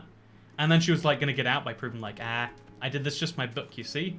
And then they didn't let her out, and so she was in there for some insane amount of time. So yeah, I think that it's an interesting example of like, oh, yeah, she was drugged and abused and like, there was a thing, you scholar you. Yeah, I don't want to brag, but I did read a few pages off a book. You got any book recommendations? I've been trying to read books, but it's been hard. Living in London doesn't mean you're a millionaire. I live here and I'm not, says I'm Key Yummers. The definite line is if you own a house or not, right? Or if you own a property. You can own a flat in London and be a multi-millionaire. And if you own a tiny flat in the cheapest area of London, you're still some grand portion towards being a millionaire. You know? Add a small flat in a corner of London, add a retirement fund, and then like, you know, I don't know, a small amount of savings, and you like it would be impossible to retire happily and own a flat in London and not be a millionaire. I think. Maybe there are some parts of London where there are very cheap places that I just haven't heard of. Honestly, this is the problem with money as a whole, right? Like, we often mistake money for assets for money, right? To this day, I still see people who are mad that, like, I don't think any person should have $1 billion. That's the line of logic they use. It's like that at that point we should just take it away from them or whatever else. And it's like, well, and everyone knows that, like, well, it's not in cash, right? No one has $1 billion bank account. But the problem people don't realize is like they own shares in companies they founded. You know, they made the company and they own the shares in the company. And so Like, do you really have money if you just own a share of something that you are passionate about and don't intend to sell? And so the same thing's true of a house, right? I was looking at a house on the second channel yesterday that was £2.6 million. It was a pretty generic, it was a pretty normal house. It wasn't amazingly nice. It was in a nice-ish area. But it was £2.6 million. If you lived there and your grandmother lived there and her grandmother lived there and ad infinitum, if that was true and so you never wanted to sell it, are you worth £2.6 million? Right? If you own a thing that someone would buy from you for $2.6 million, but you don't intend to sell the thing, are you worth that amount of money? If you own a company, I own ibxtoycat Limited, and those shares have a value. I think it's like £1. It's some ludicrously tiny value. There's a £1 of value, or maybe it's £100. £1 a share, 100 shares, something like that. But if someone says I'll buy your company off you for, oh, you know what? Let's say something else. I'll buy the rights to the ibxtoycat name for $2 million. You know, £2.6 million. Let's go with that example. Am I worth $2.6 million because I have something someone would buy for that amount, even though I don't intend to sell it? Because the thing with money is money you don't need to sell things to have. You just have it or you don't. You want some money? Here's some money. Good luck draining an entire ocean. Don't lose all your gear to drown. I think having Neverite is going to prevent that from probably happening. Also, it's good to see you again, Jonathan Murphy. It's been a while. Toycat IPO when? I mean, okay, you know, I think it's is it like FaZe Clan maybe? There is a major YouTube channel doing an IPO, if I'm not mistaken. Is it FaZe? I don't know who it is. I'm sorry. You know, it's crazy. So many like. This is the weird world that we live in, where people who live in these like West Coast cities where most of the money has been made by doing, you know, venture capital and all that, they make their money through venture capital. They ask for money so they can make more money, so they can ask for more money to make more money, so they can eventually sell their company. And the fact that YouTubers will do this is like, ooh, that's interesting. That's very strange. The people who think the billionaires need to have their money seized have no idea what they're talking about. I mean, it's interesting because, you know, like, it's that thing of like, their thoughts are still valuable. Like, if you only ever, you know, let's say you're someone who really disagrees with that idea. You're someone who thinks that, no, actually, these people founded a company that is worth $1 billion. So sure, they should be able to, if people are willing to pay them $1 billion for it, I think they should have $1 billion. You know, if that's your line of logic, you're like, I hate these people who say that billionaires shouldn't exist. And it's like, well, you should, at the very least, like, understand where they're coming from. Why is it they think that way? You probably have more overlap than you think. And even if you don't have overlap, like, isn't that interesting too? Like, trying to understand where someone comes from and why they come from that place is an underappreciated skill, in my opinion. Does the only thing that makes it okay. This chat may get heated. Don't worry, I've got the what's your favorite question. See, no human is worth 100 trillion times as much as another human, says the Reaver of Darkness. See, this is the biggest. See, this is like a valid point. You are absolutely correct. No human being should have a societal value. But like, you're the one saying that your money value is your objective value. I mean, you know, I'd be inclined to say it's one of the factors that determine your value. You know, and that's me going pretty further than normal. You're the one saying that you being worth $1 billion and me being worth $1 makes you $1 billion times more valuable. I've got emotional experiences on my side. I found a desert well in my Minecraft new Nintendo 3DS world finally. How I beat the game. I do believe that's the point where the credits roll and they go, yep, there's nothing more to do here, friend. Congratulations. I'm proud of you, Geminify. I want to play Minecraft new 3DS on YouTube so bad. I need to buy a 3DS that already has a capture card in or something. Because I don't want to go through the effort of getting one installed. I bet you can do that on eBay pretty easily, actually. You could be the smartest person ever and still be dirt poor. Right, you could be the... I would argue that happiness is the most valuable quantity, and we just assume that happiness lines up with money. But even the most, like, stringent... We will measure people by their wealth alone, would know that, like, there's diminishing returns. You know, like, someone worth 2 billion isn't double as happy as someone worth 1 billion. In fact, they're probably the same amount of happy based on money alone. You know, that is even a super yacht worth 150 million. It's not double as good as a super yacht worth 75 million, probably, right? Maybe not. eBay has an £800 model recently. I don't want an £800 capture card. Jesus Christ. I just want to... I want to buy someone like who bought one and then is like, oh, I'm getting rid of it. So I'm in London. Where do you live? So wait, what was that comment? Where do you live so I can find your house? I live in the Great London Borough of... I'm going to work out. Do I want to pretend I'm rich, poor, north, south, east, or west? I live in Twickenham. Yeah. You know, I got one of them £2.6 million houses. I bet it's more expensive than that for a house in Twickenham, actually. I haven't looked in a while. Rich northwest. I think the rich part is actually the southwest of London. Like, actually, wait. From richest to poorest, I think you go, like, southwest, west, northwest, north, then, like... Then I think everything even slightly east is just poor. So there's, like, rich areas in the east, sort of. There's some rich areas in the southeast. I think Camberwell is rich. Just check every house in London. Pretty simple to find them. Honestly, I think about that sometimes. Like, man, you know my location down to about 1 of 8 million people right now. Wait, 8 million people. There's not even 8 million homes in London. You could find me eventually. I'm terrified because I stumble through like 1,000 people a day. It's a matter of time until someone spots me in public.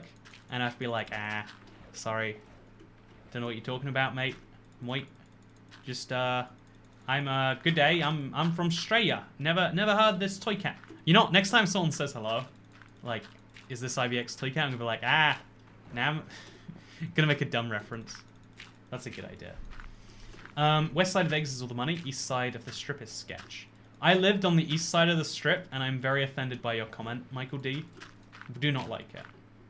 Waiting for the day that I get to visit London, says Shrab. Yeah, it's an amazing city. It's one of the greatest. You know, this is me being very biased because I live there, but it is the greatest in the world, I would say.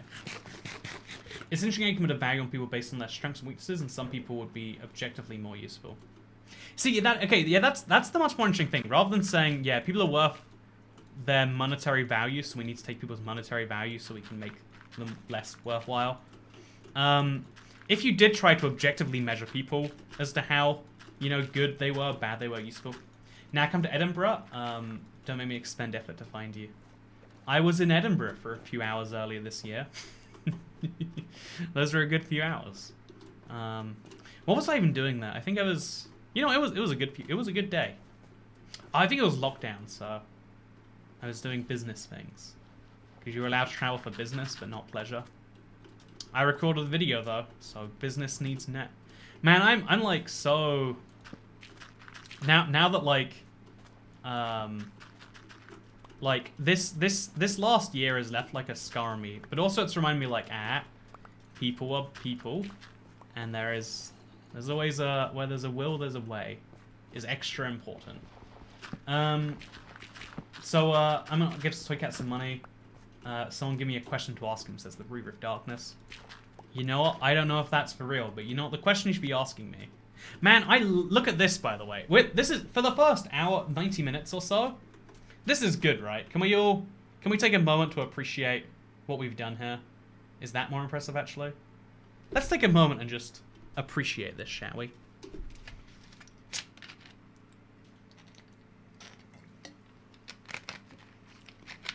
Very good.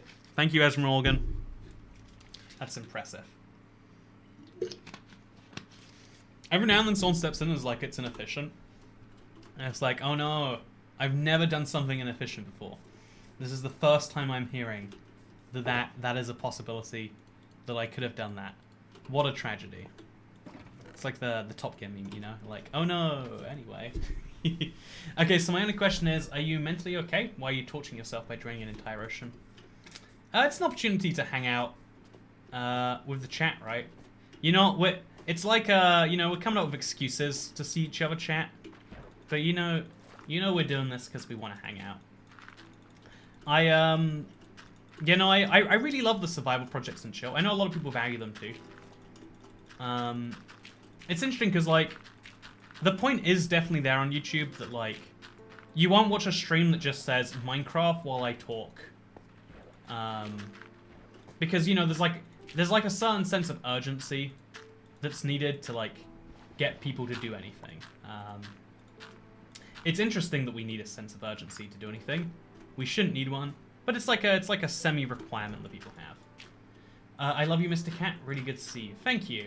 How are you gonna drain the oil rig? Says.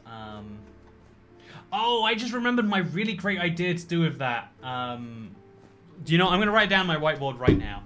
Okay, imagine I'm here. Wait, I'll just talk to you from over here. Because you know what, the ceiling's really low in here. I don't think you can see it because I've perfectly lined this up. But okay.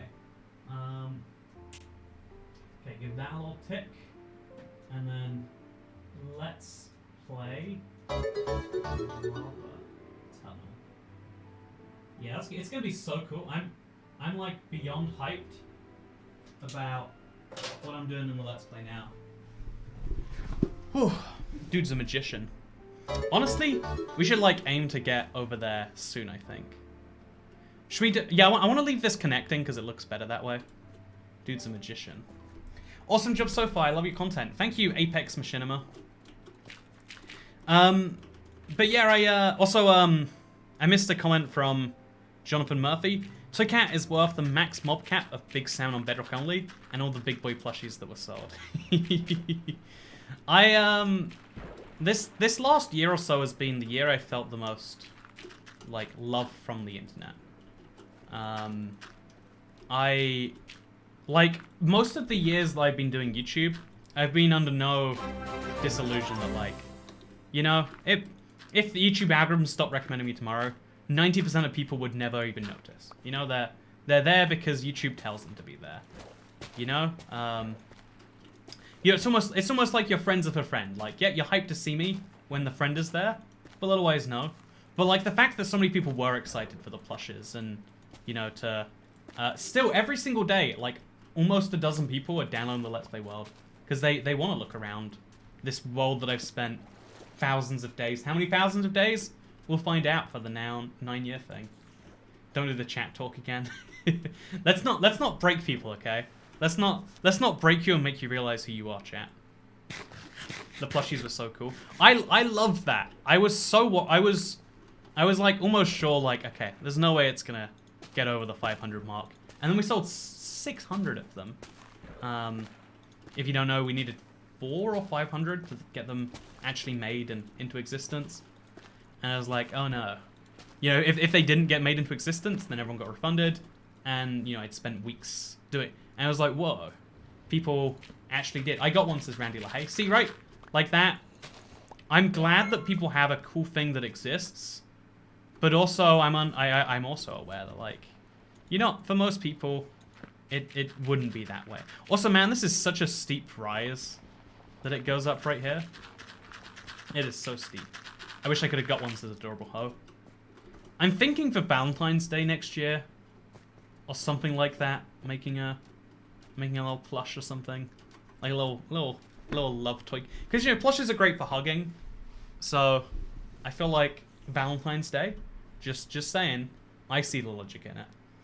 I got 412, my birthday. April the 12th. Or it could be, no, America's the other way around, right? So, oh no, April the 12th. Oh, I went to, do you want a life update, chat?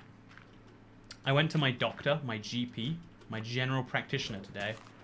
And, so, in the UK, this is a weird thing. If you are a British citizen, your vaccine from outside the UK isn't recognized. What's the word?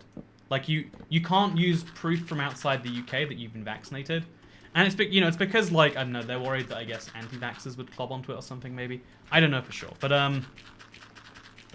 for whatever reason,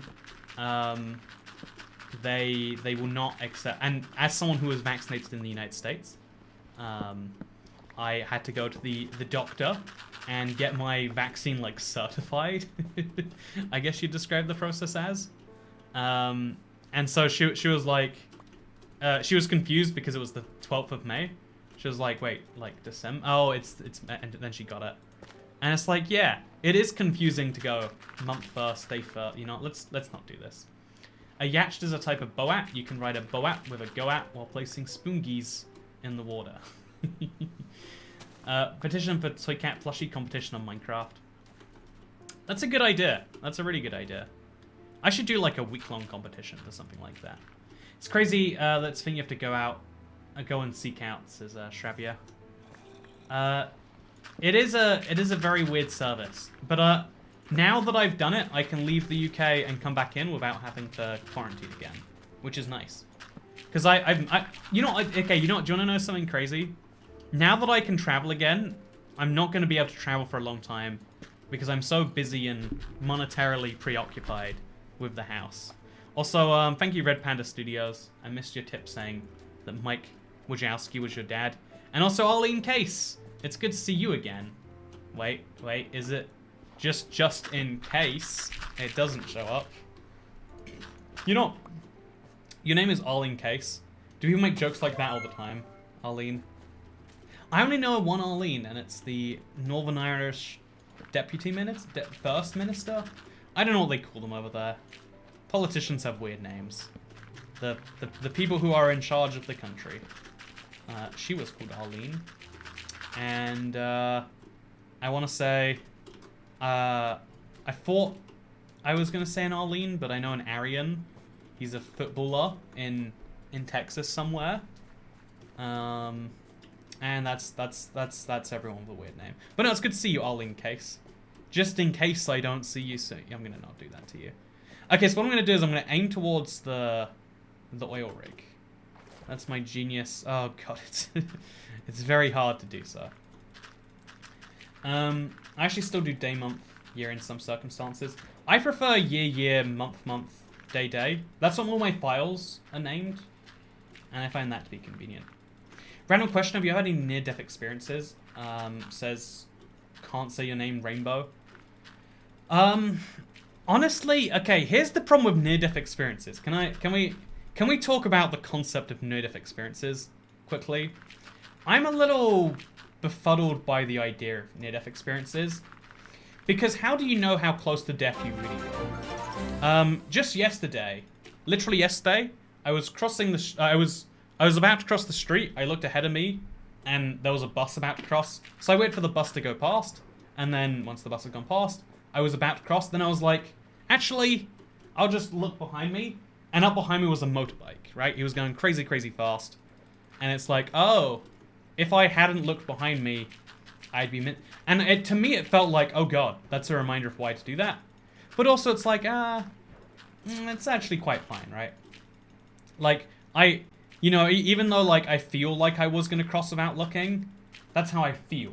I feel like I haven't locked my front door every single time I leave it. I'm so terrified because, I live in a house. 5 people used to live here, at one time. In addition to people who live there, you get me, like, 5 people would concurrently live here, and then people would move out every 6 months to a year for, like, many years. So that there are dozens of people who have had a key to this place, and I want to change the lock, but I figured rather than changing the lock, I'm going to change the door, and so that's going to take a little bit of time. And so in the meantime, there's a lot of people... Also, look, small salmon, Bedrock's best feature. Ah, I'm kidding. Second best feature after Big Salmon. Year, month, day is the superior date format because it's easier to sort. That's exactly why I like it. Also, is Orange Square moving to the new house yet? I'm gonna buy a big orange square. Don't worry. It's gonna be a good big orange square. It's gonna be the best orange square you've ever seen. It's gonna make you regret all the orange squares you haven't seen because it's gonna be that beautiful. No, the orange square isn't here yet. I should go as orange square for Halloween, right? Also, I've only met one person with my name, haha. Speaking of rate my cat's name, it's Otter. Otter's a fun name for a cat. I like it because it's like another animal's name. It's like naming your cat Dog, which is a great idea. I want to name a cat Borga, though. That's my idea. Or call the cat something a little sillier than Borga. Be like, oh, it's my cat name. It's my cat. His name is Bunny, or his name is. You know, there's lots of dumb names. If you don't go as Orange Square for Halloween, I'll be disappointed now. When does Harrison get the spoon costume? Oh, the spoon costume's at my old house still. I do need to line that up, huh? I do need to line that up. My cat's name is Tigger, named after the character in Winnie the Pooh. Excuse the spelling. Don't you worry about your spelling, friend. You left the spoon. I did. There's so much stuff I left. I had to... Okay, so I was, I won't say out loud. I could have been needing to isolate on a legal level, not on a moral level. And so, of course, I did isolate as I was moving house. But it meant that I couldn't be away from the house for very long, because I'm paranoid and, you know, like, who knows when they're going to check up on you. Again, not that I would break any rules. I value laws that tell me that my non-UK vaccine isn't valid just because I'm not UK. Those laws, they mostly changed, by the way. But, like, I can now... actually, I don't know if they have changed. You know what? Whatever. I don't like laws that be that way. I'm getting a kitten soon, but I didn't pick a name yet, says Leanne Vandermeer. Okay, chat. We're picking Leanne's cat name. What are we gonna go with? I'm thinking good kitten name would be Kitten. It's like, here, kitten. Here, kitten. You know, then you can shorten it down to Kitty. Yeah, I like Otter as a cat's name, by the way, to go back to that. I think it's a good name. But yeah, there we go. That's probably going to cause some problems later on, but we're going to keep going. There is some ice over here, but I think we're going to remove the ice. You know, what's the joke? You got to say, like, oh, something about a polar bear, because I like to break the ice. Kitty Genovese's kitty cat. Eustace Kitty.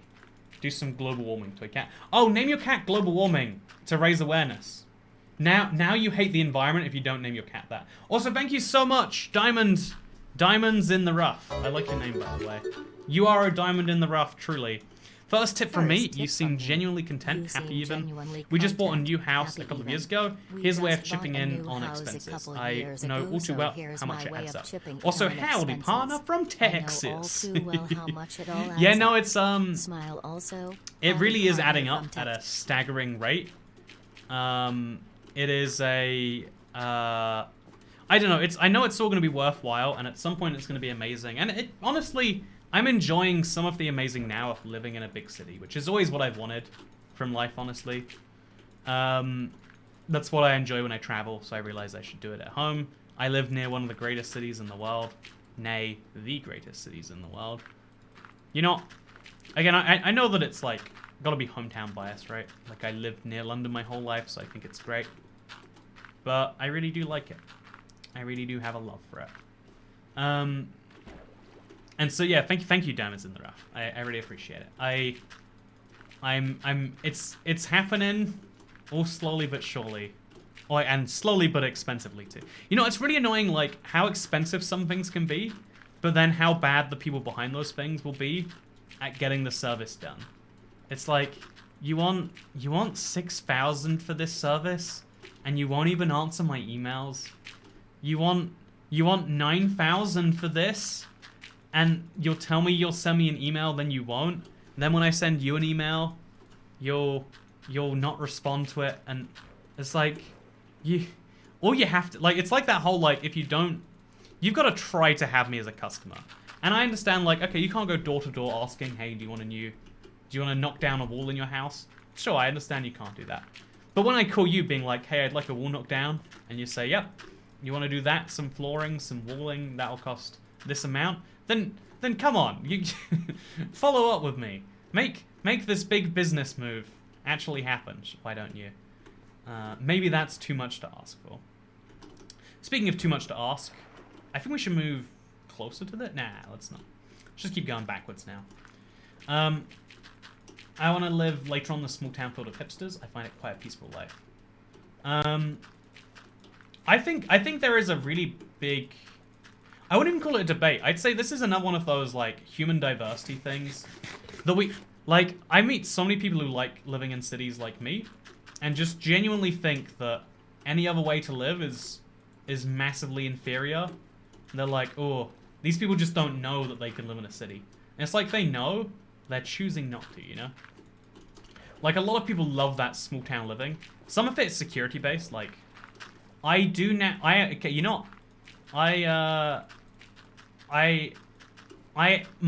odds of dying are very slightly higher every day from the odds of another human being being in a situation where they can just end my life for no good reason is higher now. That is the sort of thing that a lot of people are very fearful about. You know, I'm someone who's paranoid about lots of things. I don't know why. Like, the idea of randomly dying from a stab or something, I just feel like you're not gonna go for me. You know, I'm not attractive enough to stab. As an autistic person, living in a city would be hell, says the Fly. See, right? That's a way in which we differ. I'm of the opinion that, like, man, living nowhere would be hell. Like, overstimulation at a certain point works the same as understimulation. Is my take. Like, there's always so much happening that you can kind of like zone it out, in a weird way. Also, okay, let's go. Oh, we are out of gravel. Let's pick up some more dry sponges and place some torches down. I guess we're gonna have to if we want to survive. Man, this is gonna be a big old project, huh? You excited? I'm excited. So, Cat, why did it take you so long to start using mending after village and pillage? It's definitely just people were telling me to do it, and I was like, you want to tell me what to do? You want to tell me? You know, every now and then people have a point. That was one of the points people had that I had to admit, like, okay, this is a fine way of doing things. I would much rather live by the sea than live in a polluted city. But I totally understand why you'd want to live in a city and have everything near you. So I had to go drop off a COVID test just before the stream. That's why I was slightly late, in case you're curious. And when I was on the way to drop off the COVID test, I found my favorite chicken and waffles place, just like on the way to it. And I was like, oh yeah, not only could I travel halfway across the city, you know, miles in a matter of minutes, then I could find my favorite food, just as a coincidence. They were doing 20% off. If you want to know the place, it's called Bird. Is it called Bird? You're not allowed I think it's called Bird. It's either called Bird or just Bird or something like that. Handsome young man it's a place in Shoreditch. There's a few houses in the north of London. But I found my favorite fried chicken place, and so I got chicken and waffles as just a little snack while I was out there. Isn't that nice? And on the way home, you know, if I wanted to get, I came across, there was like a Starbucks next to a Costa, next to a Pret. So if I wanted a nice cold drink, I like beverages, personally, then could have grabbed a coffee really easily, you know? I don't drink coffee, I drink like pretend coffees. I could have grabbed a milkshake from my favorite place, and I could pick a new favorite without having to change my location. You know, like having choice. It's that thing about like free markets, right? Like, you know, like having choices makes your options more powerful. Whereas like when you have one local coffee shop or one local pizza restaurant, do they need to be good? No, they just need to deliver it on time and make you not so offended that you swear off pizza for the rest of your life. Whereas like, so there's 119 places that sell pizza near me. That sounds insane, but it is true. I'm sure that counts like some Italian places that just do pizza, and that counts like kebab places that do pizza. But like, you know, 119 places, it's a lot.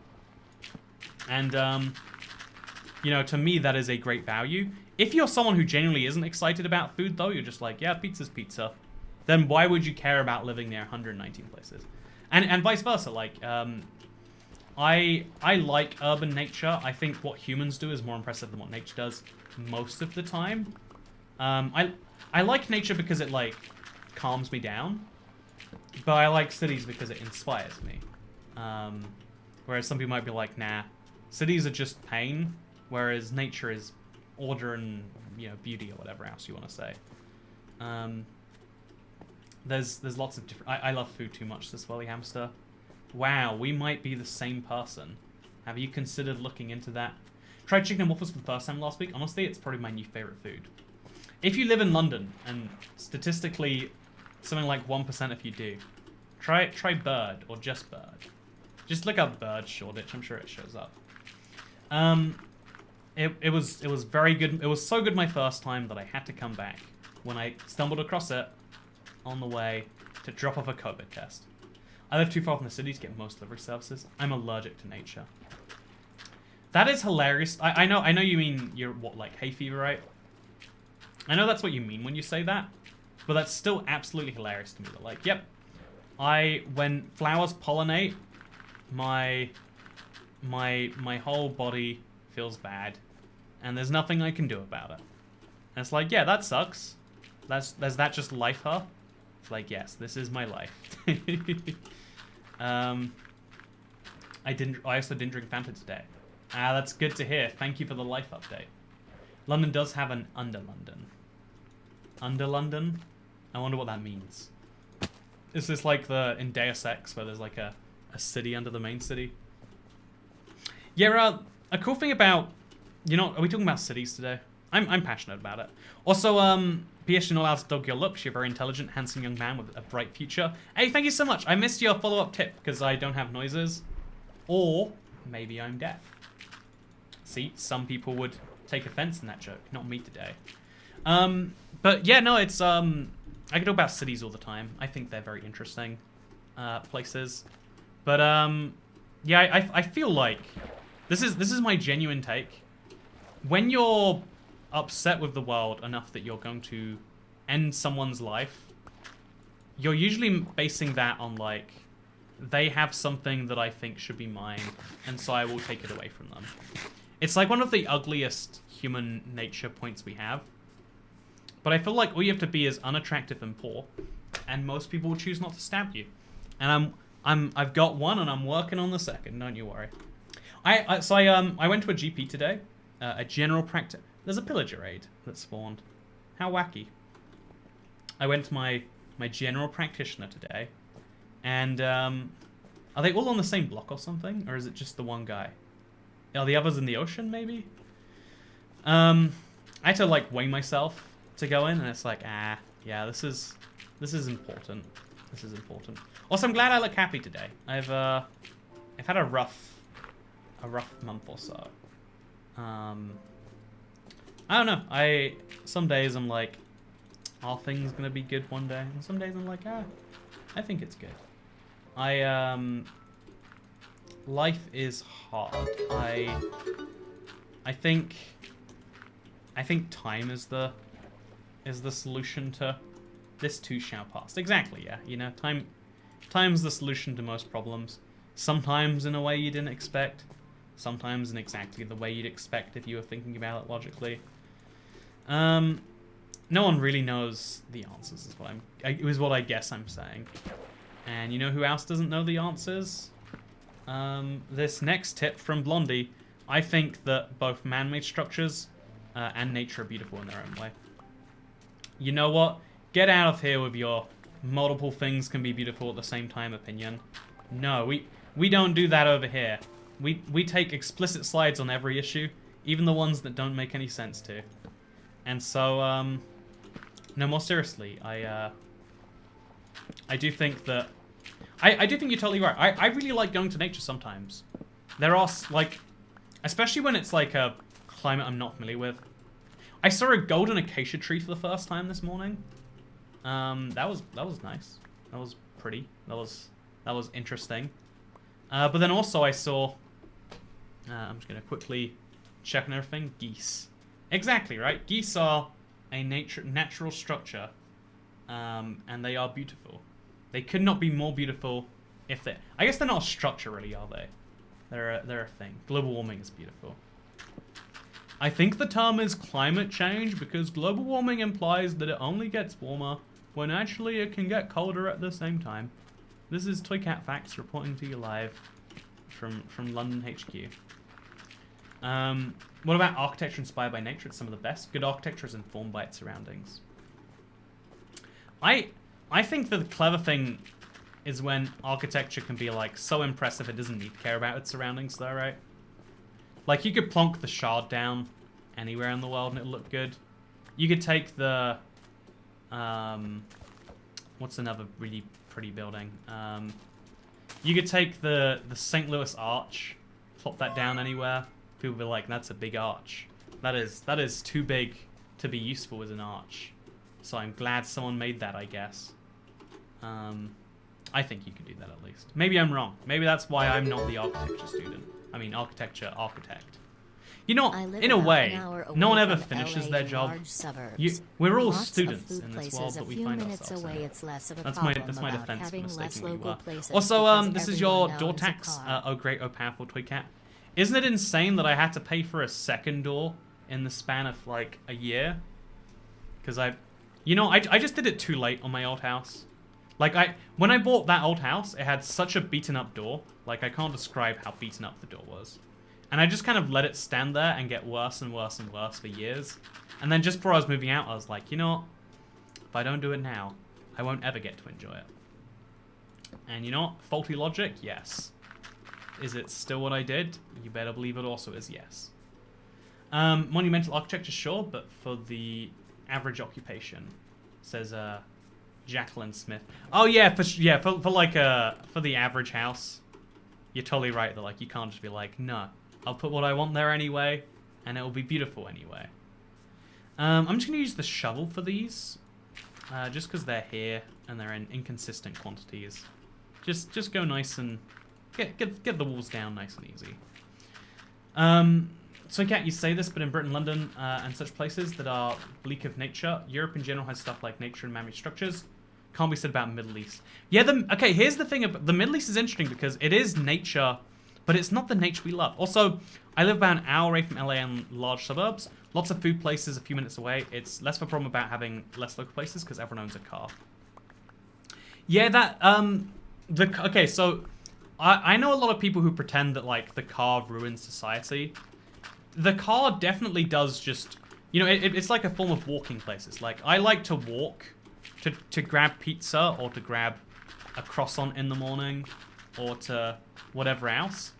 But if you drive enough, it becomes like an extension of your body, right? It's like, wow, yeah, I can drive to a croissant place. I can drive to pizza. I can drive to my friend's house. And so as long as the roads are good enough, it doesn't matter how far away you are from those things. It just matters how long it takes you to get to them.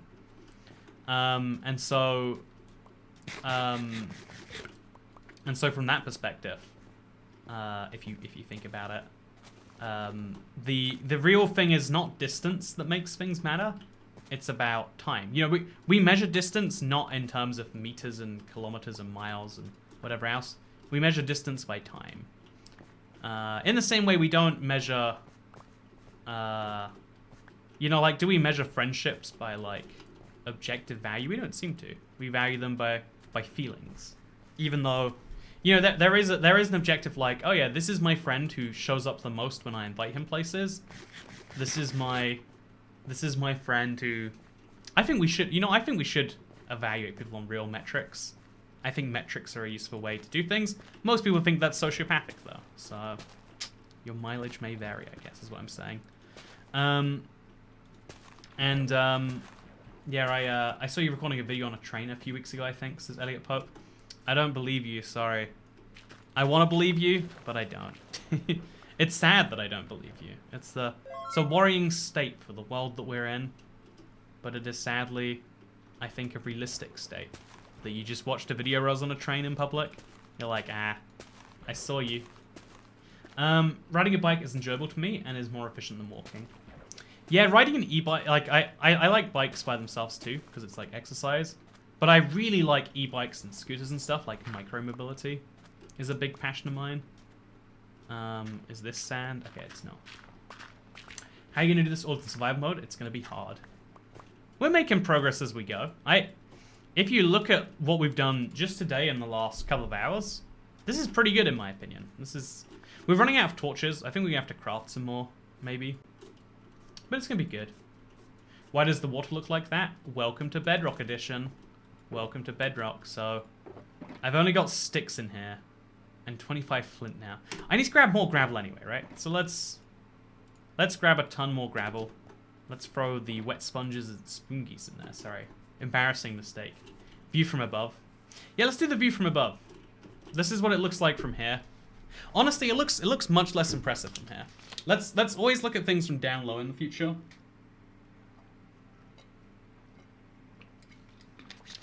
So we can avoid this exact issue. Because who wants to deal with that? Looks like a great, nice, dry hole. Thank you so much, Jacqueline Smith. You know, it does look like that. Great, now I've got to pay off 2 doors. Thank you, says Zazzy. See. Also, thank you, Melvin Hernandez. I appreciate it. Oh, I knew a Hernandez. Once. That's all. Via some long chain of family links, I knew someone who was very indirectly related to you. It's not even a cool coincidence, right? It's such a common last name. It's like being like, ooh, I knew a John Smith once. How crazy. What an insane coincidence. I can't believe this happened. And it's like, yeah, can't believe it. So impossible. Rolls eyes. So I was running out of gravel, and what else was I running out of? Torches, right? So we'll just take a coal stack. I think I've got enough to spare. Take a coal stack.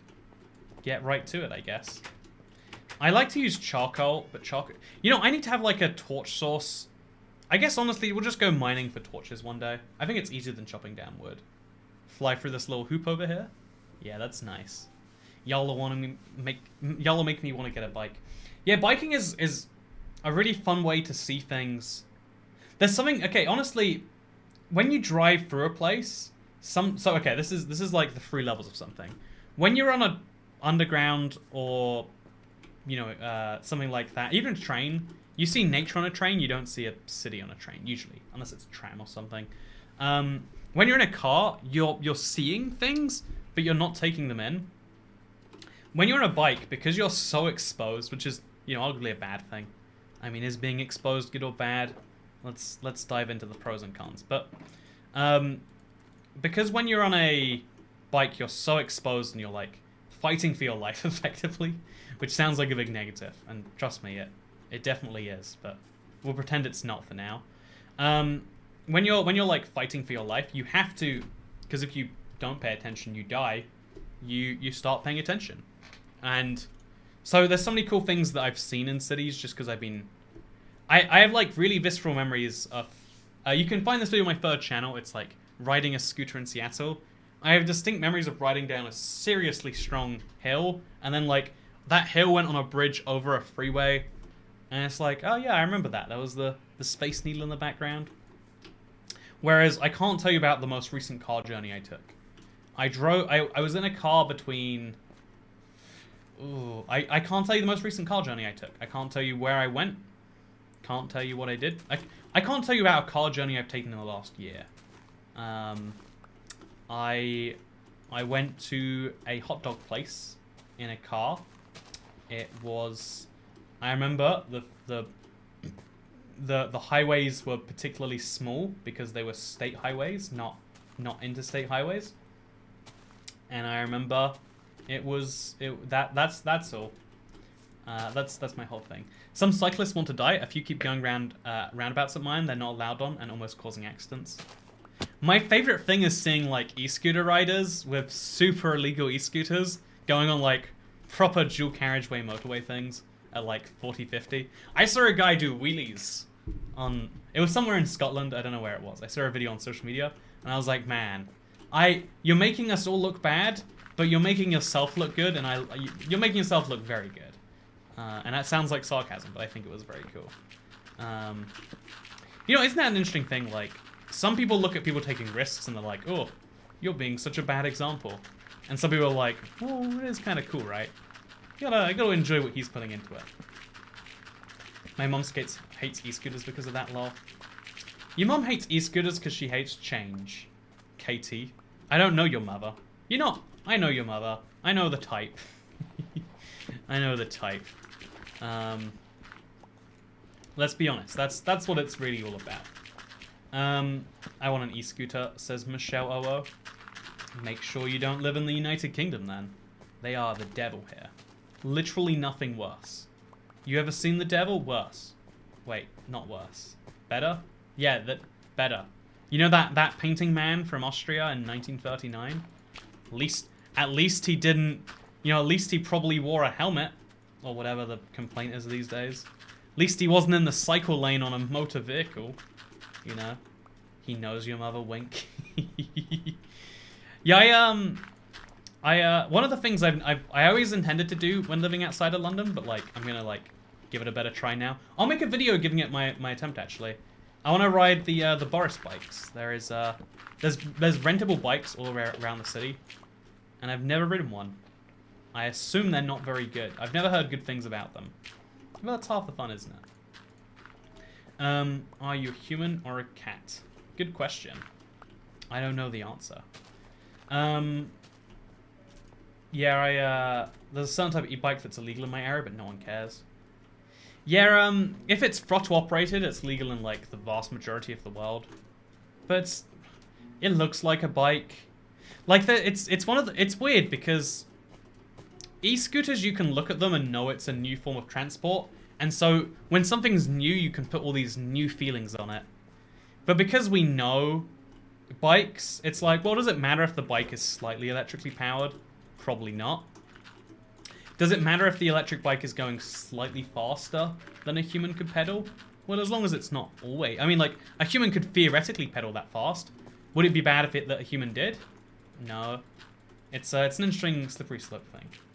Next month, my electric conversion kit, my bike arrives. It's going to be interesting setting that up. Oh, that is exciting, honestly. There's lots of e-scooters in Cambridge where I am. My mum gets annoyed at them. That is classic middle-aged woman behavior. I'm assuming she's middle-aged. She's middle-aged or older, right? Otherwise, she couldn't have a daughter that's watching a YouTube video and talking. Maybe she could be. I'm not going to judge. I'm not going to judge you and your ways. They got rid of e-scooters in Albuquerque because too many people stole them and rode them junk on the streets.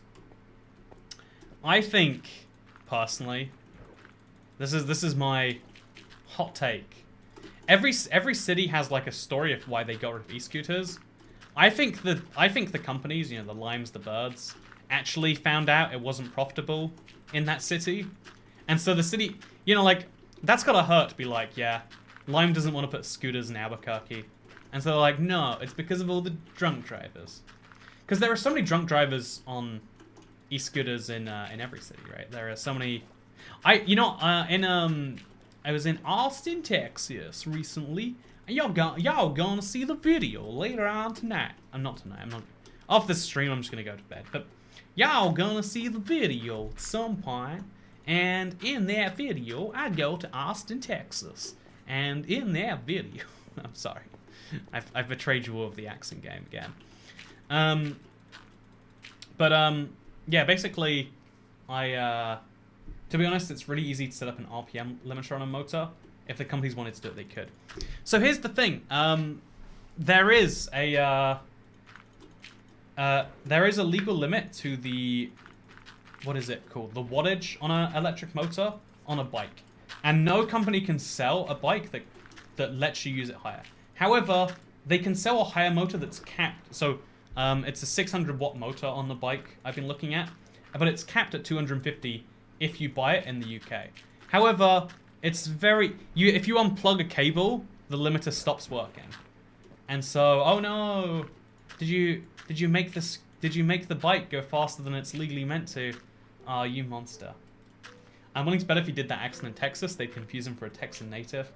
Oh man, I've got to try that. Also, gotta love the genuine Texas accent, says Diamonds in the Rough. I know we're all joking, but I really want to try that, right? What would that, you know, okay, Diamonds in the Rough, you said you live in Texas. I need to know. Like, I genuinely am incredibly curious. What would happen? Like, would they assume that I was from, like, somewhere deep in Texas? Or would they know, like, please stop making fun of us. We don't enjoy this. This isn't what we want in life. I'm looking for a 1,000 watt motor for mine. My scooter has a 1,200 watt motor. And I lie to police and I say it's 600.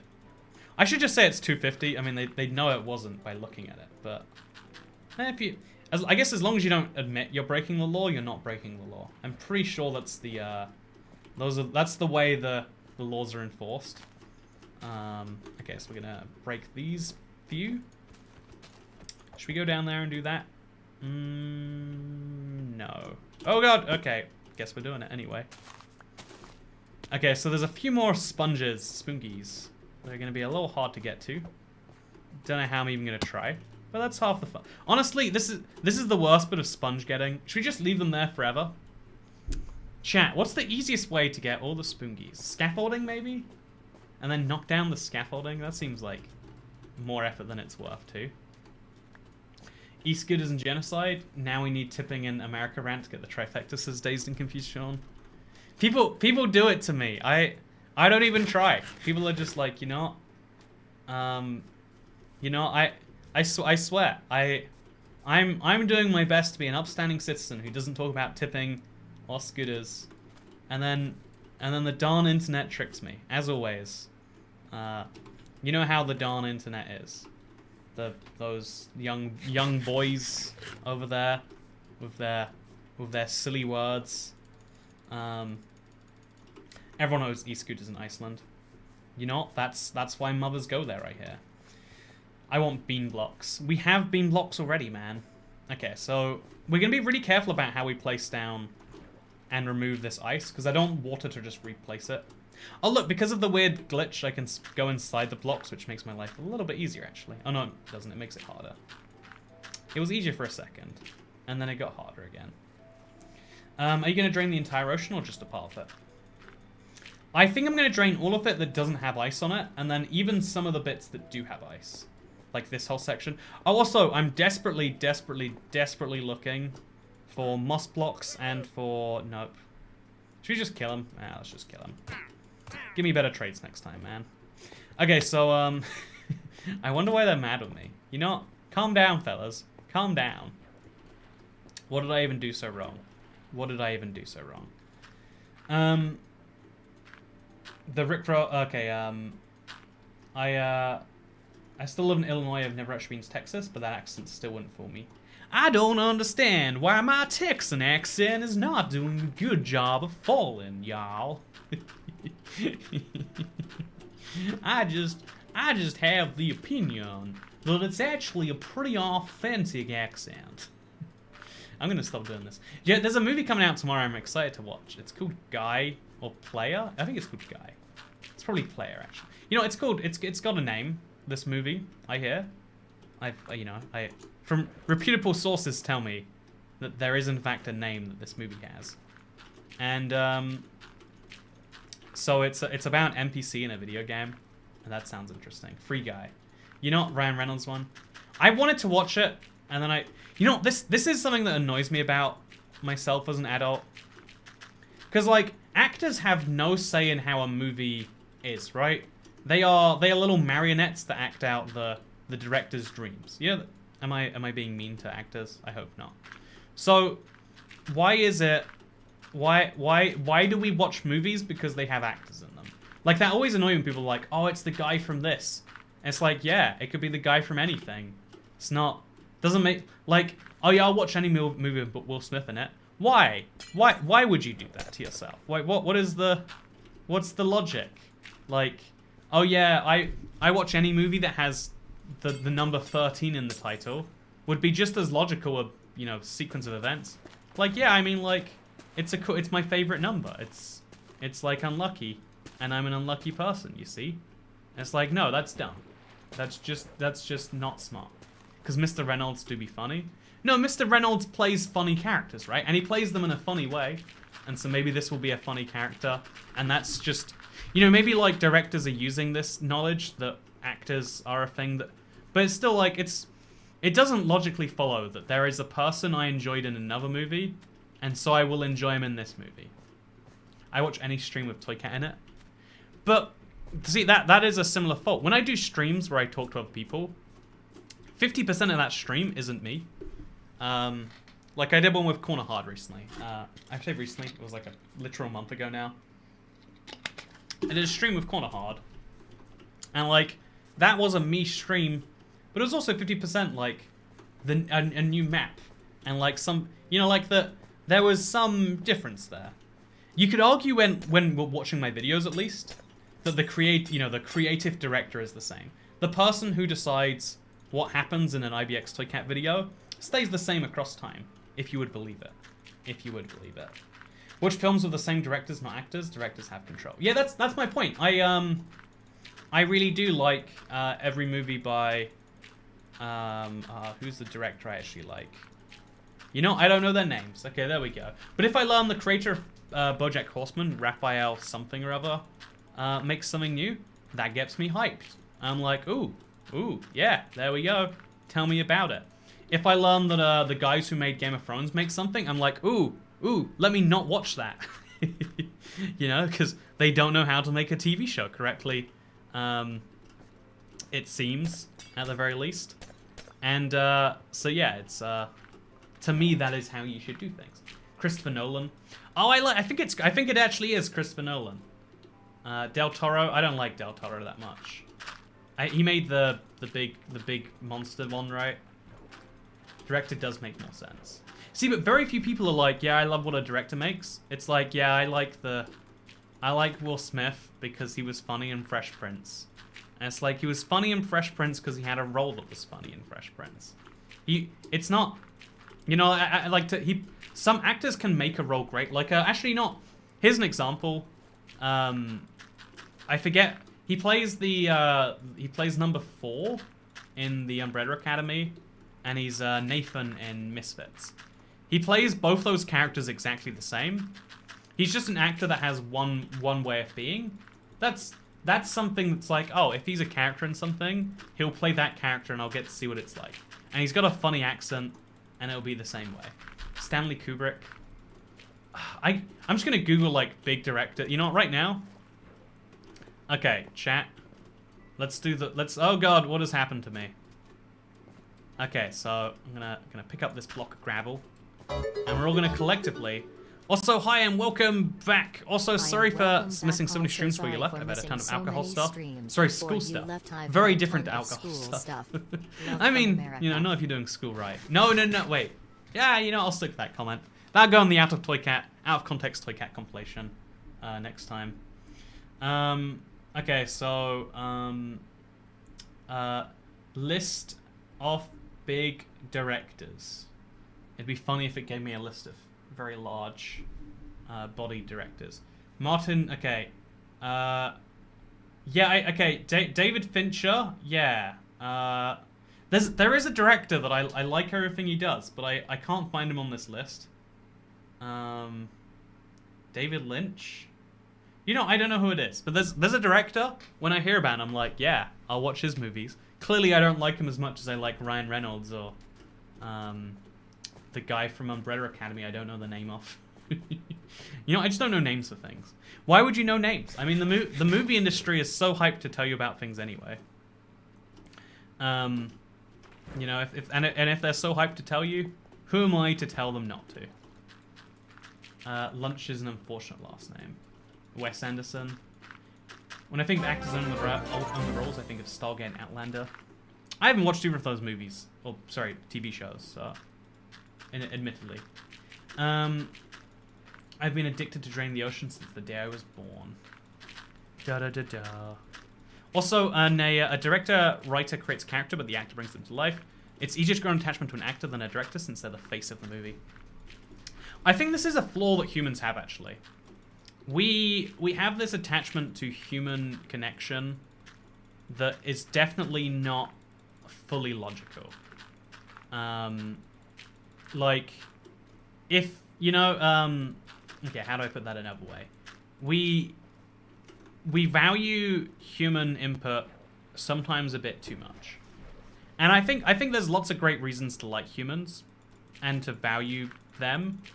But, like, you know, something that annoys me is every single time, it happens literally every single month, a celebrity will endorse something on Instagram without saying that they're promoting something, and they'll get in some, like, you know, medium scale trouble. And it's like, so they lie to their fans about something. You know, they got paid probably a healthy amount of money, so, like, good job on that, I guess.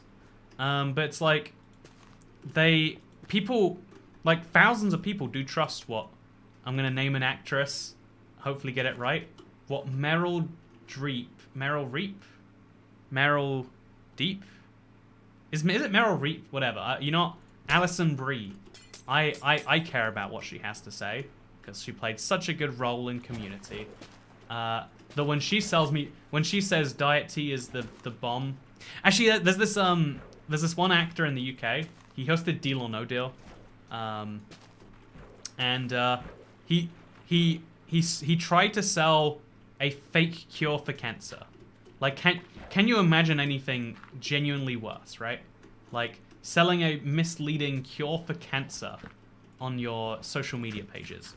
And he didn't get in trouble because, as it turns out, he wasn't being paid. He just genuinely believed in it, which is probably more questionable, right? Also, Meryl Beep, I'm a sheep. That sounds correct. The California fires are because not enough people are subscribed to Toycat. Meryl Streep, that's it. We got it, chat. Thank you. I know names of actors and actresses very well. It's just not something I care about, right? Why would anyone care about the name of an actor? Actress? I think they're actors regardless. Toycat showing us how Nestle stole all our groundwater from California. Exactly. It's very easy. All you gotta do is get in there with a sponge, and then it gets very simple from there. Okay, so we're gonna fly up. Gonna dig out some more of these. Throw some gravel down. Actually, we don't even need gravel here if we do this correctly. Yeah, if we do this right, we shouldn't even need the gravel. I watched The Matrix again recently, and that's oh wait, anything with Keanu Reeves in. He's such a wholesome guy. I'll watch it. But that's more like I like to support the guy, and also he picks good movies. It's like a combination of the two things. But it's like we have this human connection that we find it hard to connect to things, it feels like sometimes. And it's like, shouldn't we pick that? It's come out so well. I think it's going well. He's a good guy. See, right, or is he portraying a good guy? Here's the thing, you can never trust an actor fully. Because, I mean, if they don't tell the truth for a living. Like, have you ever watched, a movie where there is a kissing scene?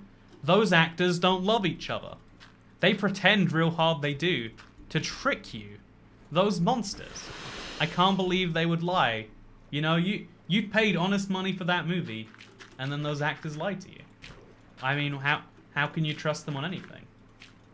On the inverse, Tom Cruise is a crazy person who is high up in a huge cult, so avoid him. As someone in the public eye, I can't call what Tom Cruise is involved in a large cult without maybe getting in some trouble. I've been past the Scientology. I've been past the big center of a large pseudo-religion in London, and I'm scared. It's like criticizing China. You just gotta toe the line. Hope no one notices. I've been lied to my whole life. Never knew. Yeah, it's crazy. When people pretend to die in movies, they don't even real die. Tom Cruise's culty creepishness. Do you have to like an actor to enjoy their work? There's a fun question, right? Okay, so I'm just gonna place a ton of these. Don't even place the dividing wall down. Oh, there's not even. Oh god, this was such a mistake because I didn't have this put in place yet. Oh god, this whole thing is such a mistake. I can make it out of ice. Okay, let's break some of this surface ice. Maybe I should leave the surface ice there. Wouldn't it look almost more interesting if I did that? That's what I think. Okay, so I'm gonna, just so I have some gravel to place in this little gap over here, I'm gonna remove some of these blocks, and I'm gonna get some of that gravel there by placing these blocks down. Whew. So Cruz is an outspoken advocate for the Church of... Ooh, yeah, I don't know what church you're talking about. I didn't read the rest of that comment. You don't necessarily need to like the actor, but things get in the way of enjoyment sometimes, says Michael D. I just had dinner. Congratulations, Zenith System. It's one of the 3 most important meals of the day. I think it's interesting that we have this, like, cult of breakfast, almost, sometimes. Where we're like, yep, breakfast is so important. And, like, in other cultures, breakfast means nothing. And it's always made me think, like, how many concepts do we have right now that we, like, believe in 100% that are, like, fully made up. Like, are we sure, for instance, you know, is McDonald's real? Or is it just something we'll imagine one day? You know, is fast food... Fast food isn't fast, and some people would argue it's not food. So why do we go there regularly? You know, these are the questions I like to think about. I've never been able to eat breakfast. Yeah, it's a bad time of the day to eat, honestly, all things considered. It's only good because it's like, what else are you doing in the morning if not eating breakfast? Also, thank you, Zach Brewer, for the tip. Really appreciate it. Honestly, everyone today has tipped. I appreciate you a lot. It's been a very generous day, it seems. And that's very helpful when you're... You know, I try to veer as far away as I can from saying your money is going to something good. It's going to something bad. I bought fried chicken and waffles today. Is that good? Is that bad? I'll give you a clue which one it is. Fast food is invented by Review Bra to hypnotize people. Exactly. He invented fast food because otherwise what else was he going to review? The answer is, you know, the answer will shock you. to follow the fun clickbait format. Lobster rolls for life. How about the midnight snacks though? It's the same with like work. My most productive hours are always the hours where I should be sleeping. Like, there's almost this thing of like, I think it's got to be like hating routine or something like that. Just being bad at routine maybe. You don't have to hate something to be bad at it. I don't hate knowing the names of actors, but yet I thought it was Meryl Deep, apparently. But is she the one in Santa Clarita Diet? If so, really like her performance. I'm most effective at night. That's when I work too. Yeah, my brain definitely works better at night. But that's why I like to use that as the overtime rather than the default time. Because, you know, something about work balance being important. Do you think we could drain an entire ocean by just... Like, do we even need to do these little segments? It could be that we don't need to. I guess we have enough sponges. We could probably go super inefficient with the holes size and still get some good work done. I should try it. Okay, there we go. Nice. So then another stack of these goes down. Look at the progress. I love when we get a lot of these going on at the same time. Like, look at all that gravel placed down. Is this not one of the most satisfying things in life? Hope you're doing well, says Figo. It's good to see you. I hope you've had a good day. It's you know, it's crazy how many names we spot in just this one stream. After such a long time away.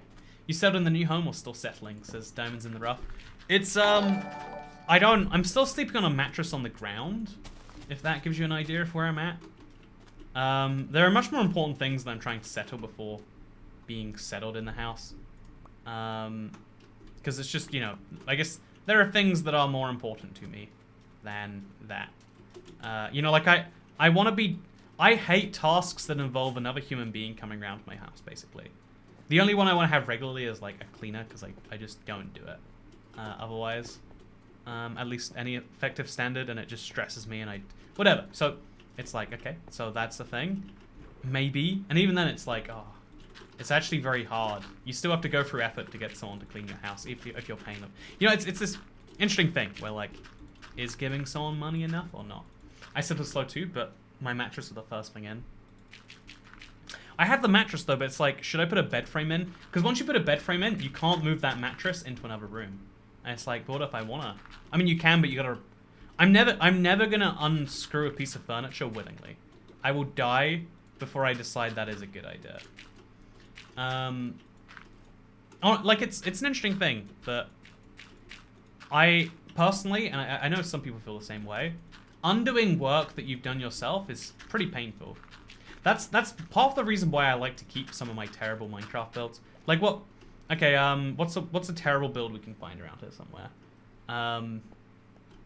You know, that's not great, right? It's just kind of interesting. This oil rig. It's by itself, it's not amazing, but I've got a great idea I'm going to add to it in the Let's Play this week that I've wanted to do forever, but I couldn't till I drained the ocean. But now guess what? I'm draining the ocean, so I can finally do it.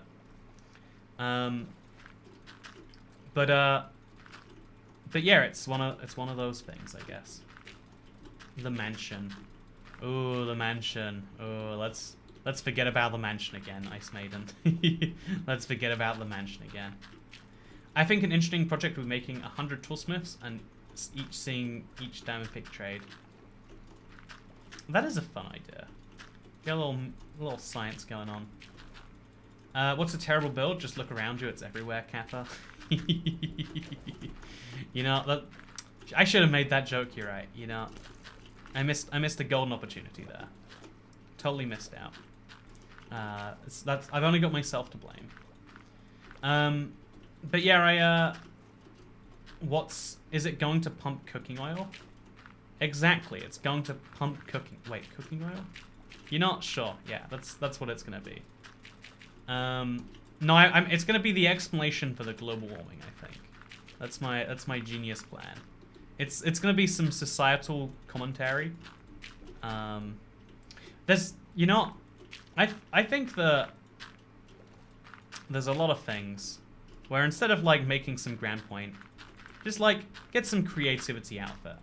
You know, like it's so easy to just say I think and I feel this certain way. Kind of like how we have to like demonize other people, or be like, oh yes, the only people that are correct are people like me. You know, that's easy to do, sure, totally. Oh wait, I was gonna keep the you know, I'm not gonna keep the ice. It's clearly gonna be too hard to keep the ice. If we want ice, we can just put it back on later. I kind of like the idea, but we'll have to like check it later. Anyway, what makes Toycat's build awesome is that there's a story behind them. Yeah, people really like. Personally, I agree with this. Like narrative-based Minecraft experiences are very cool.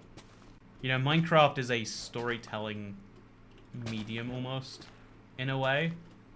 And I think it's very interesting to tell, you know, like the story doesn't have to be this like grand fake thing with, you know, like, I think Ulraf gave a really fun example of like, if you have someone who's in charge of the build plots on a server, that's like story that's like real and developing in real time. Like if you think about like a mayor in a Minecraft server, it's like role playing and weird. But like if you think about mayors for a small town of like 100 people, that's also kind of role playing and weird. If the town decided they didn't have a mayor and stopped listening to his authority, what happens, you know? The answer is yeah. Well, then the mayor stops having authority. It's like, okay, you know, if every single person tomorrow collectively agreed that police didn't have power, and they were just the same as random strangers, right? If every single person is still at the same time, otherwise you just get beaten up, arrested, it's a whole problem. Then it's like, yeah, now there's no police, we live in anarchy. There's a lot of beliefs where it's just like, yeah, what people, you know, power lies where people believe power lies. But it's also like, yeah, most things lie where people think they are. I can't remember where, maybe Alaska has a town with a cat for a mayor, says Jamie Norton. Oh, it's good to see you, Jamie Norton. There's quite a few towns in Japan that have a cat for a mayor, and it always makes funny news stories. But supposedly they did it as like a way to get tourism, because, you know, there are very few residents anyway, so they didn't need so many, and they're like, well, it does get a lot of headlines going for the town. And so they decided, cat mayor it is. And I always enjoyed that personally. Also, thank you for the contribution to the Jet Ski Fund, Dazed and Confused Sean. Should I have a, you know, I'm gonna put a wet sponge on the other one of these right now. And now it's a fun little showcase of what happens with the blocks. If we decide money had no worth, then it wouldn't have any. Yeah, if every single store, okay, you know what? There's a lot of stores in London that don't take cash. I went to one yesterday by accident that only took cash, which is interesting. But like, does your money have value if no one accepts it? If the bank stops taking your money and people stop taking your money, you just have pieces of paper. And that's the most famous example, everyone knows it. It's like, I'm 14 and this is deep level territory stuff, right? But it's also like, oh, that can be true for any layer of society. It's just that almost everything that exists and does anything exists because humans want it to exist. Or even if we don't want it to exist, we know it needs to exist. you know, it's very strange. You know, okay, should we tie it into the billionaire talk from earlier? Or should we say, you know what? This has been a really fun live stream. It's going to be a video after the fact on YouTube that you can watch with Facecam, if you would like to. I really appreciated you showing up today and watching it. There will be a part 2, because this is a dumb, large project. And so part 2 will be happening probably on Saturday. It might be tomorrow. I'm not going to lie to you. Stream schedules never make sense to me. But I'm going to schedule it in for... Actually, not. Let's try right now. Let's pencil this in for Saturday, shall we? I'm gonna try for a little bit to have a stream schedule that makes some sense. And for today, that means a stream is happening on Saturday. Would you like to come watch? Come watch me there. It's gonna be a very big project. If the last 2.5 hours did this amount, I'm gonna need at least another 4 or 5 streams. But that's half of the fun, isn't it? Half the fun is seeing how it goes, I guess. And so yeah, thank you very much for watching today's live stream. Hope you all enjoyed, because I'll see you all in the next one. Goodbye.